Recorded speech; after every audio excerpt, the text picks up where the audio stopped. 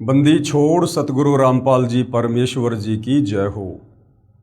परमपिता परमात्मा सारी सृष्टि के रचनहार कुल मालिक असंख्य ब्रह्मांडों के स्वामी जगत गुरु तीनों लोकों में प्रवेश करके सबका धारण पोषण करने वाले राजाधिराज आत्माधार नाथों के नाथ देवों के देव महादेव सर्वेश्वर महेश्वर मृत्युंजय अजरो अमर आदि अनादि सनातनी प्रभु जगत पिता जगदीश्वर श्री श्री 1008 की उपाधि के वास्तविक अधिकारी अकाल मूर्त सौद स्वरूपी राम वासुदेव सर्वगतम ब्रह्म परम पूज्य प्रथम पूज्य परम संत परम पुरुष परम धनी परम दयालु सत्य कबीर हक्का कबीर अल्लाहु कबीर अल्लाहु अकबर बाखबर अल्लाह ताला जगत के तारणहार जगत के मुक्तिदाता जगत के जगन्नाथ हारे के सहारे हिंदुओं के राम मुसलमानों के अल्लाह सिखों के वाहिगुरु ईसाइयों के मसीह दया के सागर दयानिधि करुणा के सागर करुणानिधि स्वयंभू परिभू संकट मोचन कष्ट हरण मंगल करण दुख भंजन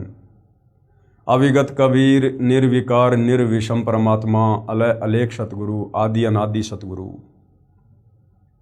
असली मर्यादा पुरुषोत्तम असली राम असली कृष्ण असली घनश्याम असली मुरारी राजाओं के राजा महाराजाओं के महाराजा शहंशाहों के शहंशाह सम्राटों के सम्राट भगवानों के भगवान अल्लाहों के अल्लाह प्रभुओं के प्रभु मसीहाओं के मसीह सच्चे वाहिगुरु बाबाओं के बाबा पीरों के पीर सेठों के सेठ जगत सेठ सावड़सा सेठ सर्वगुण संपन्न अनंत कोटि कलाओं के स्वामी अनंत कोटि ब्रह्मांडों के नायक योगियों में महायोगी ध्यानियों में महाध्यानी सिद्धों में परम सिद्ध ज्ञानियों में तत्व ज्ञानी ब्रह्म ज्ञानी महाज्ञानी परम ज्ञानी सर्वश्रेष्ठ ज्ञानी विज्ञानी युवा कबीर समर्थ कबीर असमवात अमित ओजा सच्चे रहनुमा करीम अल्लाह सुभान अल्लाह दुनिया के अंतिम पैगंबर 8 सितंबर 1951 से गांव धनाना जिला सोनीपत हरियाणा भारतवर्ष की पावन भूमि पे प्रकट रियल कल्कि भगवान श्री नारायण साकार हरि श्री बाबा साहिब नूर अनंत परमात्मा सच्चे दरवेश सच्चे बाखबर संत श्रोमणी सतगुरु रामपाल जी परमेश्वर जी के चरण कमल में आप और हम सभी भाई बहनों का अनंत कोटि दंडवत प्रणाम। सत्साई भाई और बहनों, बहुत बड़ी दया बहुत बड़ी मेहर पूज्य गुरुदेव भगवान की परमेश्वर रामपाल जी की, जिनके शुभ आशीर्वाद से विशेष आशीर्वाद से आप और हम विश्व के सभी प्राणी सभी भाई बंधु विशेषकर जो मानव शरीर में हैं परम पूज्य परमेश्वर कबीर साहिब सतगुरु रामपाल जी के द्वारा लिखित आध्यात्मिक पुस्तक जो सर्व धर्मशास्त्रों से प्रमाणित है ज्ञान गंगा के ऊपर जो वीडियो बनाने की श्रृंखला जारी है, हम सभी उन वीडियो से जुड़ चुके हैं, हम सभी वो वीडियो देख रहे हैं। परमपिता परमेश्वर सतगुरु रामपाल जी ने पूरे विश्व के मानव समाज पर एक ये बहुत बड़ा उपकार किया है। स्वयं सतलोक से चलकर इस भारतवर्ष की पवित्र धरा पर प्रकट हुए और सर्व धर्मशास्त्रों से प्रमाणित ज्ञान आज समाज को दे रहे हैं, जिस आध्यात्मिक ज्ञान के चलते हमारी आत्मा का कल्याण संभव है, हमारा जन्म मरण का रोग समाप्त हो सकता है, हम लक 84 योनियों की भ्रमणा से पीड़ाओं से कष्टों से दुखों से बच सकते हैं। भाई और बहनों, ये सत्य आध्यात्मिक ज्ञान है। आज से पहले तत्व ज्ञान के अभाव में हमारे ज्ञानहीन धर्म गुरुओं ने हमें अध्यात्म के विषय में कुछ भी नहीं बताया था, जिसके चलते ना तो हमें जन्मने और मरने का कोई विशेष दुख था, ना हमें लक 84 योनियों में जाने का कोई भय था, क्योंकि हमें ज्ञान समझाया ही नहीं गया। और ज्ञान के बिना भय उत्पन्न नहीं हो सकता और भय के बिना भक्ति नहीं हो सकती है। अब गुरुदेव भगवान ने आकर आप और हमारे ऊपर दया करी। कहते हैं सतगुरु आए दया करी ऐसे दीन दयाल बंदी छोड़ वृद्धतास का जठरग्नि प्रतिपाल। तो सतलोक से चलकर स्वयं कबीर परमात्मा सतगुरु रूप में सतगुरु रामपाल जी के नाम से धरती पर प्रकट हैं। आप हमारे ऊपर उन्होंने महाउपकार किया है और यदि हम उनके ज्ञान को समझकर उनकी शरण ग्रहण कर लेते हैं और यदि आजीवन मर्यादा में रहकर भक्ति करते हैं तो इसी जन्म में हमारी आत्मा का पूर्णतया कल्याण हो जाएगा।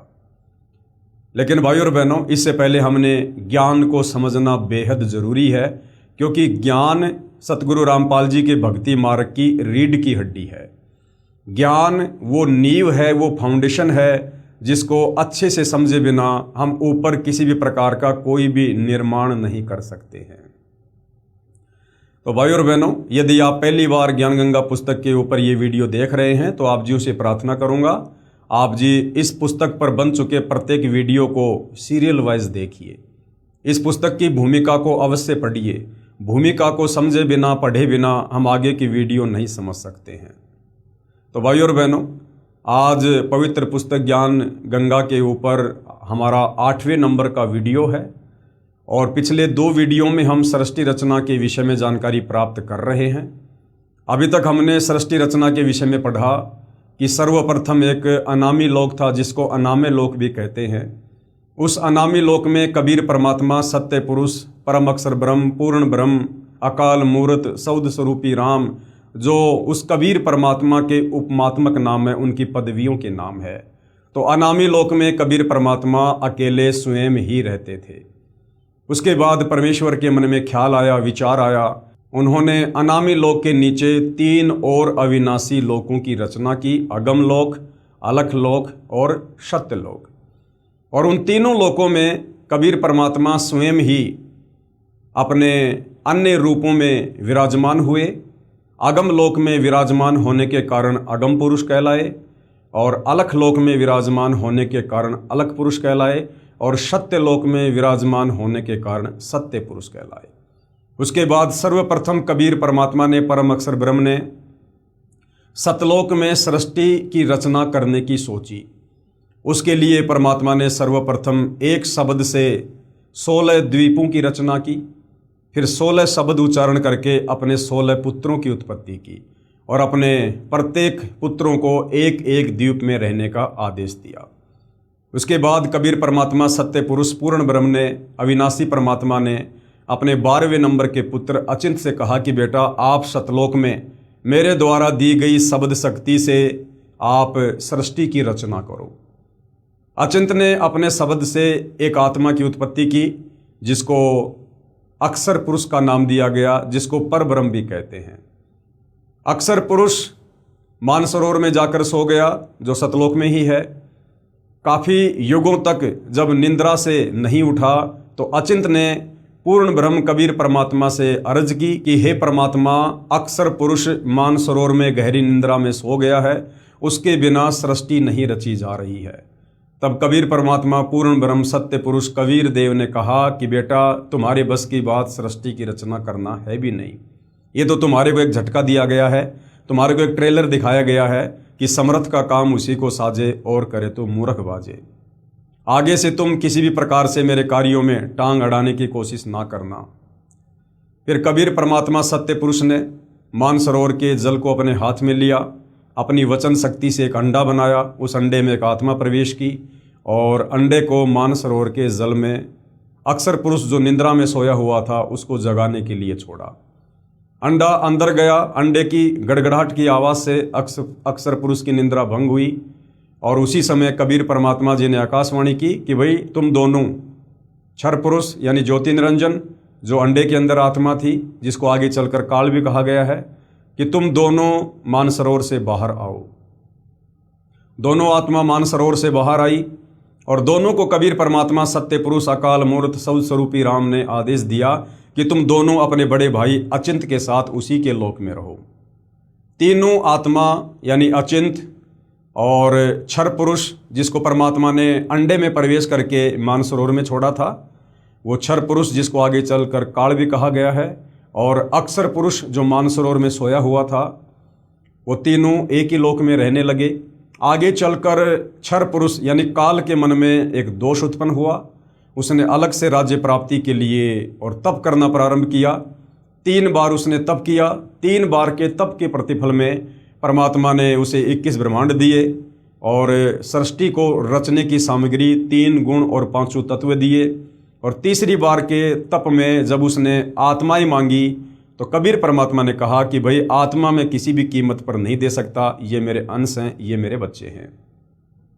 हाँ, यदि कोई अपनी सहमति से, अपनी स्वीकृति से, अपनी इच्छा से तेरे साथ जाना चाहता है तेरे 21 ब्रह्मांडों में, तो मैं भेज सकता हूँ, क्योंकि कबीर परमात्मा जी को पता था कि जब ये काल तप कर रहा था उस समय बहुत सी आत्माओं ने इस काल के ऊपर अपनी आसक्ति व्यक्त की कि देखो भाई कितना भयंकर तप कर रहा है, एक पैर पर खड़ा है, 70 युग प्लस 64 युग। तो आप और हम जितनी भी आत्माएं वर्तमान में काल के 21 ब्रह्मांड में फंसी पड़ी हैं, देवी देवताओं से लेकर ब्रह्मा विष्णु महेश से लेकर मानव शरीरधारी प्राणियों से लेकर गधे कुत्ते सुअर, हम सभी ने वहाँ पर काल के ऊपर आसक्ति व्यक्त की और अपने परमात्मा से अपना मन हटा लिया। ऊपर से हम दिखावा करते रहे कि परमात्मा जी हम आपको मानते हैं, लेकिन अंदर से काल के प्रति विशेष प्यार विशेष प्रेम उत्पन्न हो गया। हम पतिव्रता पद से नीचे गिर गए और पतिव्रता पद से नीचे गिरने के बाद आत्मा सतलोक में नहीं रह सकती है। उसके बाद परमात्मा ने सबसे पहले हाथ खड़ा करके काल के 21 ब्रह्मांड में जाने की स्वीकृति देने वाली आत्मा को एक युवा लड़की बनाया जिसका नाम आदि माया, अष्टरा रखा, अष्टंगी रखा, जिसको आगे चलकर दुर्गा का नाम दिया गया। उसको परमात्मा जी ने काल के पास छुड़वा दिया। लड़की का युवा शरीर होने के कारण, रंग रूप निखरा होने के कारण उधर से क्षर पुरुष यानी ज्योति निरंजन के मन में दोष उत्पन्न हुआ, क्योंकि उसने पहले ही अपनी नादानी से 3 गुण परमात्मा से प्राप्त कर लिए थे, रजगुण सतगुण तम गुण। तो रजगुण के कारण उसमें काम वासना उत्पन्न हुई और उसने दुर्गा के साथ ज़बरदस्ती करने की कोशिश की। तो दुर्गा ने अंत में उसके मुख के माध्यम से उसके पेट में शरण ली और वहाँ बैठकर अपने पिता कबीर भगवान से याचना की कि हे परमात्मा मेरी रक्षा करो, इस क्षर पुरुष से मेरी रक्षा करो। परमात्मा जी वहाँ गए, काल के पेट से दुर्गा को बाहर निकाला और उसके बाद उनको श्राप दिया कि भाई आज के बाद तेरा नाम काल होगा, तू प्रतिदिन 1 लाख मानव शरीरधारी आत्माओं का आहार किया करेगा और अब मैं तुझे यहाँ सतलोक से 16 संकोच की दूरी पर निष्कासित करता हूँ। इतना कहकर परमेश्वर जी ने उसको श्राप दिया और उसी समय काल के 21 ब्रह्मांड जो पहले सतलोक में ही थे वहाँ से विमान की तरह चल पड़े और सतलोक से 16 शंख कोश यानी 48 शंख किलोमीटर की दूरी पर आकर स्वतः ही रुक गए। उसके बाद इस काल ने दुर्गा से कहा कि अब मैं मनमानी करूंगा, अब मुझे रोकने वाला यहाँ कोई नहीं है, मुझे जो भी सज़ा मिलनी थी मिल चुकी है। दुर्गा ने फिर भी इससे प्रार्थना की कि मेरे को परमात्मा ने वचन शक्ति दे रखी है, शब्द शक्ति दे रखी है, आप जितनी आत्मा चाहोगे मैं वचन से पैदा कर दूंगी, आप ये गंदा कर्म शुरू मत करो, मैथुन क्रिया, ये शारीरिक संभोग वाली क्रिया जो है आप शुरू मत करो, जीव बहुत ज़्यादा दुखी हो जाएंगे। लेकिन काल ने एक नहीं सुनी और दुर्गा के साथ ज़बरदस्ती जो है दुर्गा को भी विषय वासनाओं से प्रेरित करके और 3 पुत्रों ब्रह्मा विष्णु महेश की रचना की। 21 ब्रह्मांड में बहुत सारी उसने रचना की, 3 लोक रचे। आगे चलकर तीनों देवताओं को दुर्गा के माध्यम से सचेत करवा दिया। समुद्र मंथन के दौरान ब्रह्मा जी को वेद दिए, ब्रह्मा ने वेद पढ़े और वेदों से ब्रह्मा को पता चला कि कोई पूर्ण परमात्मा है, वो सशरीर है। और ब्रह्मा जी ने फिर उस परमात्मा की प्राप्ति के लिए 4 युग तप किया, लेकिन परमात्मा नहीं मिले। उसके बाद विष्णु ने भी प्रयास किया, शंकर जी ने भी अपनी माता के कहने पर मना कर दिया कि माता जी मैं अपने पिता के दर्शन करने का प्रयास नहीं करूंगा, जब मेरे 2 भाइयों को नहीं मिले तो मुझे कैसे मिलेंगे।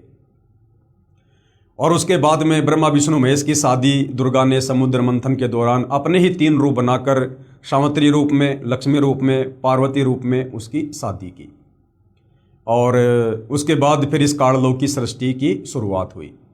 तो भाइयों और बहनों, आपने जो ये मौखिक सृष्टि रचना परम पूज्य परमेश्वर सतगुरु रामपाल जी के मुख कमल से, उनके प्रवचनों में और उन्हीं के कर कमल से लिखित जो पवित्र पुस्तक जिसके ऊपर हम वीडियो बना रहे हैं, पवित्र पुस्तक ज्ञान गंगा, इस ज्ञान गंगा में आप और मैंने अभी तक जो सृष्टि रचना देखी है, सुनी है, पढ़ी है, साथ में हमने कुछ प्रमाण भी हमारे धर्मशास्त्रों से देखे हैं। अब हमारे वेदों में 4 वेद हैं, यजुर्वेद, सामवेद, ऋग्वेद, अथर्ववेद। अब इन वेदों में सृष्टि रचना का प्रमाण कहाँ है? जो सृष्टि रचना सतगुरु रामपाल जी ने बताई है, इन वेदों में, गीता जी में या अन्य महापुरुषों की लेखनी में, उनके ग्रंथों में यदि हमें इसी सृष्टि रचना का ज्यों का त्यों हमें ये प्रमाण मिल जाए तो हमारी आत्मा इस बात को स्वीकार कर लेगी कि वास्तव में बात हमारी यहीं से बिगड़ी है और हम तो इस काल के लोक में जेल काट रहे हैं, ताकि हमारी भक्ति में रुचि बढ़े। तो भाइयों और बहनों, अभी तक हमने काल के विषय में कंप्लीट जानकारी प्राप्त की है। अब हम काल के बाद जो अक्षर पुरुष था, जो मानसरोवर में जाकर सो गया था, जिसने अपने कार्य में गफलत की, क्योंकि अचिंत ने उसको अपनी शब्द शक्ति से उत्पन्न किया था सृष्टि रचना में सहयोग के लिए, लेकिन उसने अपने कार्य में गफलत की और वो मानसरोवर में जाकर गहरी निंद्रा में सो गया। दूसरी गलती उसकी ये बनी कि जब परमात्मा ने एक अंडा बनाकर और अंडे में एक आत्मा को प्रवेश करके जब उसको जगाने के लिए नीचे छोड़ा तो उसने अंडे को उसने गुस्से से देखा, जिससे अंडा दो भाग हो गया। यानी उसने गुस्सा किया। इन दो कर्मों की सजा उस अक्सर पुरुष को भी मिली। और किस प्रकार से फिर आगे चलकर परमात्मा ने अक्सर पुरुष को यानी परब्रह्म को भी सतलोक से निष्कासित किया, हम इसके विषय में आज सृष्टि रचना में आगे जानकारी प्राप्त जो है वो करेंगे। ये पवित्र पुस्तक ज्ञान गंगा संपूर्ण सृष्टि रचना पेज नंबर 43 है।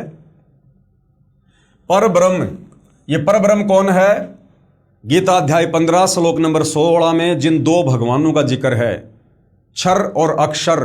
क्षर यानी ये काल ज्योति निरंजन दुर्गा का पति ब्रह्मा विष्णु महेश का पिता, और अक्षर ये परब्रह्म है जिसके 7 संख्य ब्रह्मांड हैं।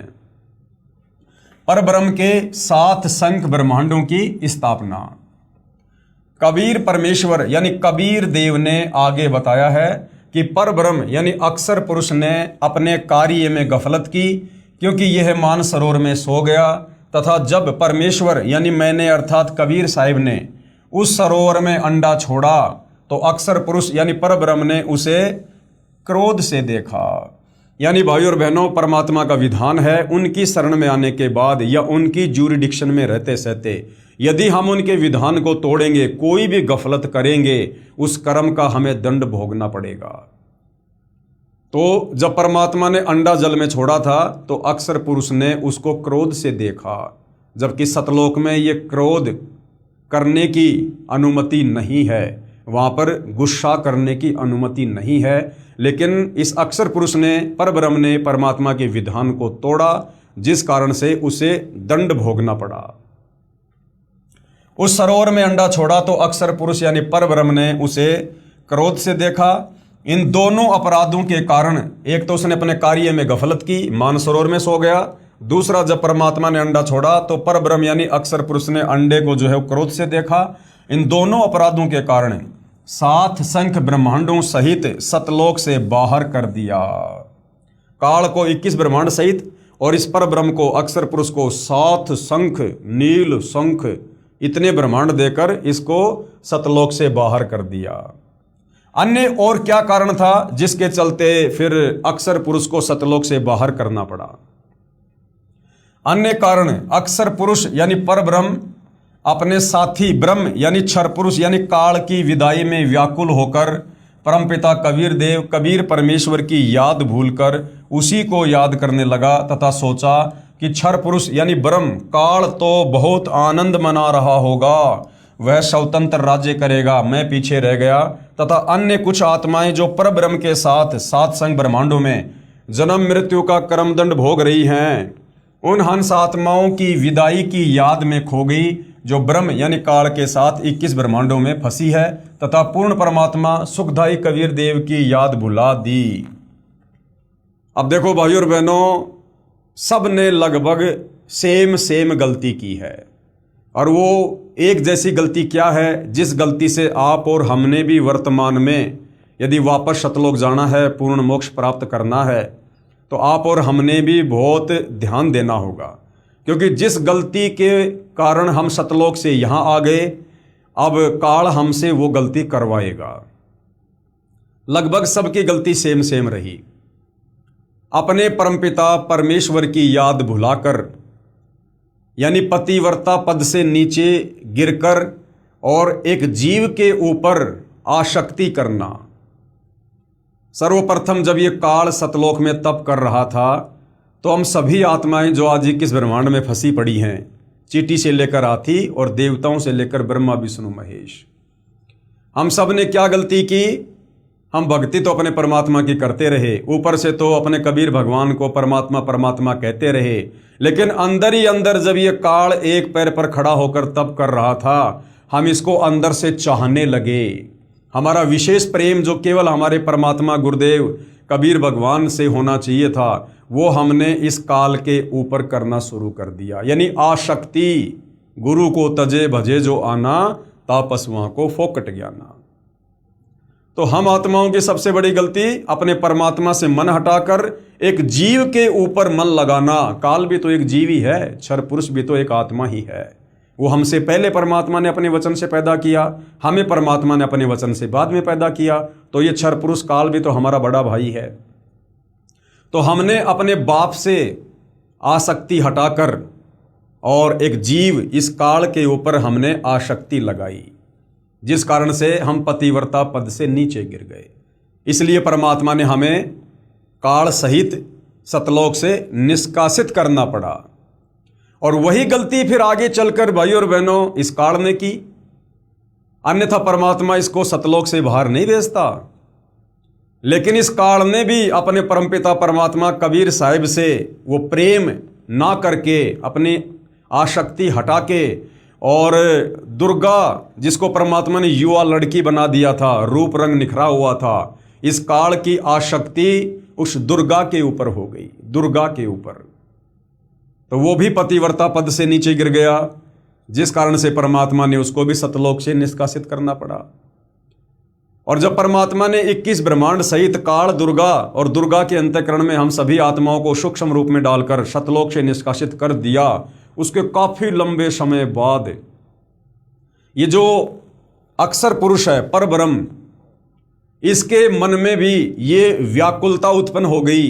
ये भी धीरे धीरे धीरे धीरे पतिव्रता पद से नीचे गिरने लगा और मन ही मन में सोचने लगा कि भैया वो काल और दुर्गा और ये जितनी भी आत्माएं जो गई हैं सतलोक से काल के साथ 21 ब्रह्मांड में, ये तो ना जाने वहां पर क्या सुख भोग रहे होंगे, जबकि हम यहाँ पर सुअर बन के टट्टी खा रहे हैं, हम यहाँ पर लैट्रिन खा रहे हैं कुत्ता बन के, हम यहाँ गोबर खा रहे हैं जो है कौवा बन के, हमारी नरक स्वर्ग में दुर्गति हो रही है, तपस्या पर भूने जा रहे हैं। लेकिन परब्रह्म ने, अक्षर पुरुष ने, जो उस समय सतलोक में था, उसने क्या सोचा कि भैया वो काल, दुर्गा और सारी आत्माएं 21 ब्रह्मांड में मौज मस्ती कर रही हैं, भाई भयंकर लूट रही हैं। जो सुख सतलोक में नहीं है वो सुख भाई वहां पर काल उनको दे रहा होगा। तो उस काल की, क्षर पुरुष की विदाई में और ये अक्षर पुरुष भी चिंतित रहने लगा। चिंतित रहने का मतलब है ज्यादातर ध्यान ये उस काल का करने लगा कि वो तो मजा ले रहा होगा, मौज कर रहा होगा। तो काल का सुमरण ज्यादा हो गया और अपने परमपिता कबीर साहिब की याद कम हो गई, अर्थात वो भी पतिव्रता पद से नीचे गिर गया। और सतलोक में हम जो भक्ति करते हैं परमात्मा के द्वारा दी गई, उस भक्ति को करते करते उसके मन में अलग से राज्य प्राप्त करने की इच्छा जागृत हो गई। तो परमात्मा जी ने उसको 7 शंख ब्रह्मांड दे दिए, 7 शंख ब्रह्मांड। अर्थात अक्षर पुरुष यानी परब्रह्म ने भी अपने परमपिता परमेश्वर से जो विशेष प्रेम करना था, वहां से अपनी सुरती हटाकर और काल की याद में सुरती लगा दी। अर्थात वो भी एक जीव के ऊपर आसक्त हो गया। और जिस समय ये अक्षर पुरुष उस काल की याद में व्याकुल रहने लगा, मौन रहने लगा, चिंतित रहने लगा, तो हम और बाकी बहुत सारी आत्माएं जो उस समय सतलोक में थी, आप और हम नहीं, आप और हमारे आने के बाद जो बाकी आत्मा सतलोक में बची हुई थी, वो बहुत सारी आत्माएं उस अक्षर पुरुष की व्याकुलता के ऊपर फिदा हो गई। और उन आत्माओं के मन में भी ये दोष आ गया कि भाई उस काल के साथ में जितने भी आत्माओं ने स्वीकृति दी थी 21 ब्रह्मांड में जाने की, और भाई वो तो चले गए और हम भाई उस समय पिताजी के डर से हाथ खड़ा नहीं कर पाए, और भाई वो आत्मा तो ना जाने क्या सुख भोग रही होंगी। तो उन आत्माओं के मन में भी दोष आ गया, अर्थात वो आत्माएं भी बाकी 21 ब्रह्मांड वाली आत्माओं के ऊपर आसक्त हो गई, जिस कारण से परमात्मा ने फिर अक्षर पुरुष के साथ में और बहुत सारी आत्माओं को सतलोक से निष्कासित कर दिया। तो भाई और बहनों, कहने का मतलब है अपने परमपिता परमेश्वर कबीर साहिब यानी अपने गुरुदेव भगवान से आस्था हटाकर यदि हमने किसी भी पॉइंट पर, किसी भी कारण से, चाहे कोई अच्छा बोलता हो, चाहे मीठा बोलता हो, चाहे कोई दिन रात भक्ति करता हो, चाहे कोई कितना ही सुंदर हो, चाहे कोई गुरुजी के परिवार से हो, चाहे कैसे भी हो, कोई भी हो, चाहे कोई पैसे वाला हो, चाहे कोई सुंदर हो, चाहे कोई स्त्री हो, चाहे कोई पुरुष हो, यदि आप और हमने वर्तमान में इस पृथ्वी लोक पर साक्षात वही कबीर भगवान पूज्य गुरुदेव सतगुरु रामपाल जी के नाम से हमें प्राप्त हैं, यदि आज हमने ये सृष्टि रचना सुनकर, इतना ज्ञान सुनकर, उनसे उपदेश लेकर यदि आज हमने अपने गुरुदेव भगवान के अलावा पतिव्रता पद से नीचे गिरकर अगर किसी भी जीव पर, क्योंकि 21 ब्रह्मांड में गुरुदेव के अलावा सब जीव हैं काल से लेकर चींटी तक, यदि हमने किसी के ऊपर भी विशेष आसक्ति दिखाई, आसक्ति लगाई, तो भाई और बहनों हमारी बात फिर से बिगड़ जाएगी। और इसके बहुत सारे उदाहरण हैं। एक उदाहरण आपको अब्राहिम सुल्तान का भी दिया जाता है। अब्राहिम सुल्तान जो बलख बुखारे का बादशाह था, जिसके ठाट बाट इतने अजब गजब थे, देवताओं का राजा इंद्र भी शर्मा जाया करता था कि भाई ऐसे ठाट बाट तो मेरे भी नहीं हैं जो बलख बुखारे के बादशाह अब्राहिम सुल्तान के हैं।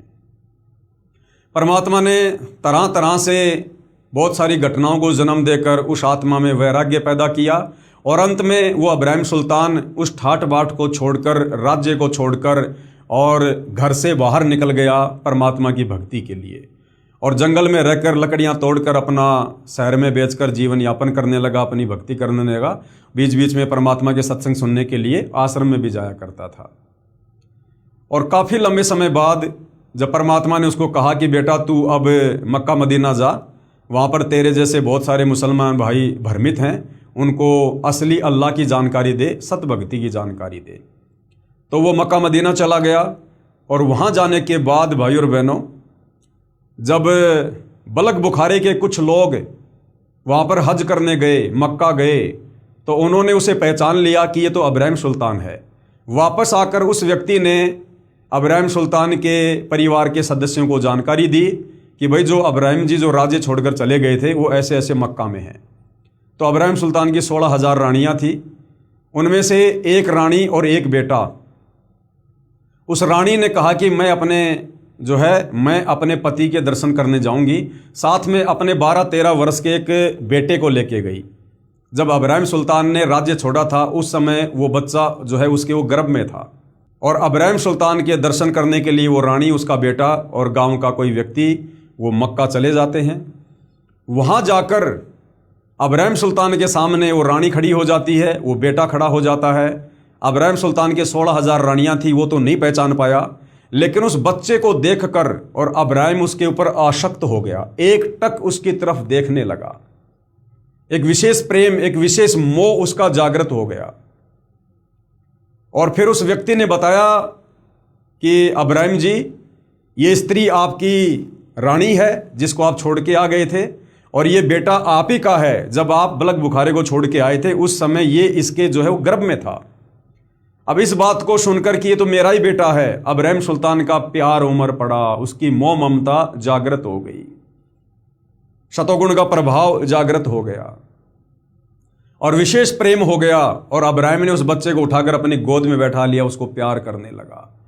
उसी समय भाई और बहनों, कबीर परमात्मा जी की आकाशवाणी हुई कि ए अब्राहिम सुल्तान, अब तू मेरे किसी काम का नहीं है। तेरा विशेष प्रेम, तेरी विशेष मोह, तेरी आस्था अब तेरे परिवार में हो गई है। अब तू ये भक्ति कर या ना कर, चाहे भक्ति छोड़ दे, तू अपने घर चला जा। अब तेरी आस्था मेरे अंदर नहीं है। गुरु को तजे भजे जो आना, ता पशुओं को फोकट ज्ञाना। ये आकाशवाणी सुनकर अचानक से उसकी वो मूर्छा थी वो टूटी और अपनी गलती को लेकर रोने लगा, पछताने लगा, परमात्मा से माफ़ी मांगी। तो भाई और बहनों, यदि हमने अपने गुरुदेव, अपने परमात्मा से आस्था हटाकर यदि कार, कोठी, बेटा, बेटी यानी किसी भी वस्तु पर यदि हमने यहाँ पर लगाई, तो भाई और बहनों, आप और हमारा फिर से काम बिगड़ जाएगा। तो आप और हमने ये बहुत ही सावधानी रखनी है, और ये सावधानी रखी जाएगी जब हम ज्ञान को अच्छे से सुनेंगे, और ज्ञान के साथ साथ हमें भक्ति की शक्ति भी चाहिए। जब हम सुमरण करेंगे, परमात्मा जी का सत्संग सुनेंगे, गुरुदेव की महिमा करेंगे और किसी न किसी तरह से अपने गुरुदेव भगवान की भक्ति के निकट बने रहेंगे, तब जाकर ये बात हमारी बनेगी। उन हंस आत्माओं की विदाई की याद में खो गई जो ब्रह्म यानी काल के साथ 21 ब्रह्मांडों में फंसी हैं, तथा पूर्ण परमात्मा सुखदाई कबीर देव की याद बुला दी। परमेश्वर कबीर देव के बार बार समझाने पर भी आस्था कम नहीं हुई। जो आत्माएं परब्रह्म के ऊपर आसक्त हो गई और 21 ब्रह्मांड में आ चुकी अन्य आत्माओं के ऊपर आसक्त हो रही थी सतलोक में बैठी बैठी, उनको भी परमात्मा ने बहुत समझाया था, बहुत आकाशवाणी की, लेकिन उन्होंने भी ध्यान नहीं दिया। परब्रह्म यानी अक्षर पुरुष ने सोचा कि मैं भी अलग स्थान प्राप्त करूं तो अच्छा रहेगा। ये सोचकर राज्य प्राप्ति की इच्छा से सार नाम का जाप प्रारंभ कर दिया। इसी प्रकार अन्य आत्माओं ने जो परब्रह्म के साथ संग ब्रह्मांडों में फंसी हैं, सोचा कि वे जो ब्रह्म के साथ यानी काल के साथ आत्माएं गई है ना, वे तो वहां मौज मस्ती मनाएंगे और हम पीछे रह गए। परब्रह्म यानी अक्षर पुरुष के मन में भी ये धारणा बनी कि क्षर पुरुष यानी काल अलग होकर बहुत सुखी होगा, कि वो काल तो 21 ब्रह्मांडों में बहुत ज्यादा सुखी होगा, जबकि यहाँ पर काल ने सबके घुटने तोड़ रखे हैं, काल खुद भी महादुखी है। ये विचार कर अंतरात्मा से भिन्न स्थान प्राप्ति की ठान ली। परब्रह्म यानी अक्षर पुरुष ने हठ योग नहीं किया। उस अक्षर पुरुष ने एक पैर पे खड़ा होकर कोई तप नहीं किया, वो केवल व्याकुल रहने लगा। उसने अपनी आस्था परमात्मा से हटाकर काल के ऊपर लगा दी, परंतु केवल अलग राज्य प्राप्ति के लिए सहज ध्यान योग विशेष कषक के साथ करता रहा। अलग स्थान प्राप्त करने के लिए पागलों की तरह विचरने लगा, खाना पीना भी त्याग दिया।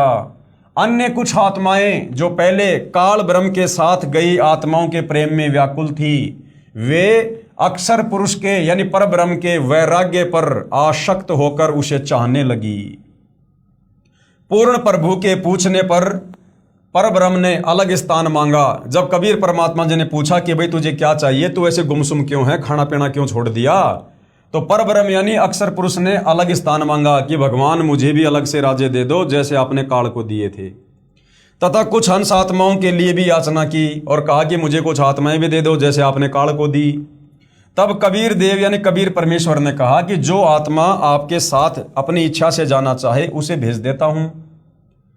पूर्ण प्रभु यानी कबीर देव ने पूछा कि कौन हंस आत्मा परब्रह्म के साथ जाना चाहता है, सहमति व्यक्त करो। बहुत समय उपरांत एक हंस ने स्वीकृति दी, यानी सेम टू सेम वही काम हुआ। फिर देखा देखी उन सभी आत्माओं ने भी सहमति व्यक्त कर दी। सर्वप्रथम स्वीकृति देने वाले हंस को स्त्री रूप बनाया, उसका नाम ईश्वरी माया यानी प्रकृति सुरती रखा तथा अन्य आत्माओं को उस ईश्वरी माया में प्रवेश करके अचिंत द्वारा अक्षर पुरुष परब्रह्म के पास भेजा। पतिव्रता पद से गिरने की सजा पाई। क्या सजा पाई? पतिव्रता पद से नीचे गिरने की। पतिव्रता पद यानी अपने परम पिता परमेश्वर, अपने पति परमेश्वर कबीर साहिब से आस्था कम करके और एक जीव के ऊपर आस्था लगा ली, तो पतिव्रता पद से गिरने की सजा पाई। इसी प्रकार भाई और बहनों, वर्तमान में गुरुदेव भगवान ने हमें जो भक्ति दे दी है और समझा दिया है कि बच्चों वो कबीर भगवान तुम्हारा गुरु ही है और कोई नहीं है। अब यदि हमने अपने गुरुजी के अलावा किसी और में भगवान को देखा, किसी और को इष्ट बनाया, किसी और की फोटो में हमने आस्था रखी, अपने गुरु के अलावा किसी और को कबीर परमात्मा के रूप में स्वीकार कर लिया, किसी और का हमने प्रकट दिवस मना लिया, बोध दिवस मना लिया, तो भाई और बहनों आप और हमारी भी बात बिगड़ जाएगी। पतिव्रता पद से गिरने की सजा पाई। कई युगों तक दोनों सात संग ब्रह्मांडों में रहे, परंतु परब्रह्म ने दुर्व्यवहार नहीं किया। इस परब्रह्म ने, अक्षर पुरुष ने वो गलती नहीं की उस ईश्वरी माया के साथ जो गलती उस काल ने दुर्गा के साथ की थी, जबरदस्ती करने की, बलात्कार करने की। वो गलती काल ने नहीं की, बल्कि इस परब्रह्म ने, अक्षर पुरुष ने उस ईश्वरी माया के साथ, जिसने सबसे पहले इस परब्रह्म के साथ जाने की स्वीकृति दी, जिसकी परमात्मा ने दुर्गा की तरह सुंदर युवा लड़की बनाकर उसके पास भिजवाया था, इन दोनों ने अपनी स्वेच्छा से, अपनी मर्जी से इन्होंने शारीरिक संबंध बनाए। इन्होंने जबरदस्ती नहीं की एक दूसरे के साथ, जिसके चलते सतलोक से तो इनको बाहर निकालना ही पड़ा। लेकिन परमात्मा ने इस परब्रह्म के लोक में फिर जीवों को सजा देने के लिए तपतशिला का कष्ट नहीं दिया, क्योंकि इन्होंने अपनी मर्जी से, अपनी स्वेच्छा से शारीरिक संबंध बनाने की एक दूसरे को सहमति दी, जिस कारण से परब्रह्म के सात संग ब्रह्मांडों में तपतशिला का कष्ट नहीं है। कई युगों तक दोनों सात संग ब्रह्मांडों में रहे। कौन? अक्षर पुरुष और वो ईश्वरी माया। परंतु परब्रह्म ने यानी अक्षर पुरुष ने दुर्व्यवहार नहीं किया, बलात्कार नहीं किया, जबरदस्ती नहीं की। ईश्वरी माया की स्वेच्छा से अंगीकार किया, यानी शारीरिक संबंध बनाए, तथा अपनी शब्द शक्ति द्वारा नाखूनों से स्त्री इंद्री योनि बनाई। ईश्वरी देवी की सहमति से संतान उत्पन्न की। इसलिए परब्रह्म के लोक यानी सात संग ब्रह्मांडों में प्राणियों को तपतशिला का कष्ट नहीं है, तथा वहां पशु पक्षी भी ब्रह्मलोक के देवों से अच्छे चरित्र युक्त हैं। अब देख लो भाइयों और बहनों, गलत व्यक्ति की संगति, कुसंगति का भी कितना बड़ा दंड मिलता है। अब काल ने जबरदस्ती की दुर्गा के साथ में, हम आत्माओं ने तो नहीं की थी ना, हम आत्माओं ने तो नहीं कहा ना तू इसके साथ बलात्कार कर, शारीरिक संबंध बना, लेकिन जबरदस्ती किसने की? इस काल ने की दुर्गा के साथ, और सजा हम सभी जीवों को मिली। तपतशिला पर भून भून कर जो हम खाए जा रहे हैं ना, ये उसी कर्म की सजा है, ये उसी कर्म की सजा। अरे हमने तो केवल काल के ऊपर आसक्ति की थी 21 ब्रह्मांड में आने के लिए, और वो ही आसक्ति जो आत्माएं उस परब्रह्म के लोक में हैं, उन्होंने भी परब्रह्म के साथ सातसंग ब्रह्मांडों में जाने की इच्छा व्यक्त की, लेकिन परब्रह्म ने ईश्वरी के साथ जबरदस्ती नहीं की, बलात्कार करने का प्रयास नहीं किया, जिस कारण से सात संग ब्रह्मांड में रहने वाली आत्माओं को तपतशिला का कष्ट नहीं है। बाकी सारे कष्ट हैं, जन्मना, मरना, बेटा मरना, बेटी मरनी, स्वर्ग और नरक, पशु पक्षी, गधा कुत्ता सूअर, बाकी सब कष्ट ज्यों के त्यों हैं जो यहाँ है। केवल सातसंग ब्रह्मांडों में तपतशिला पर भून भून कर जीव को नहीं खाया जाता। तो देख लो भाई और बहनों, गलती करी काल ने दुर्गा के साथ बलात्कार करने की, और सजा आज आप और हम सभी आत्माएं भोग रही हैं, क्योंकि हमने उसके ऊपर आसक्ति व्यक्त की। तो कुसंगति का कितना बड़ा दुष्परिणाम जीव को भोगना पड़ता है। इसलिए परब्रह्म यानी अक्षर पुरुष के सात संग ब्रह्मांडों में प्राणियों को तपतशिला का कष्ट नहीं है, तथा वहां पशु पक्षी भी ब्रह्मलोक यानी काल के देवों से अच्छे चरित्र वाले हैं।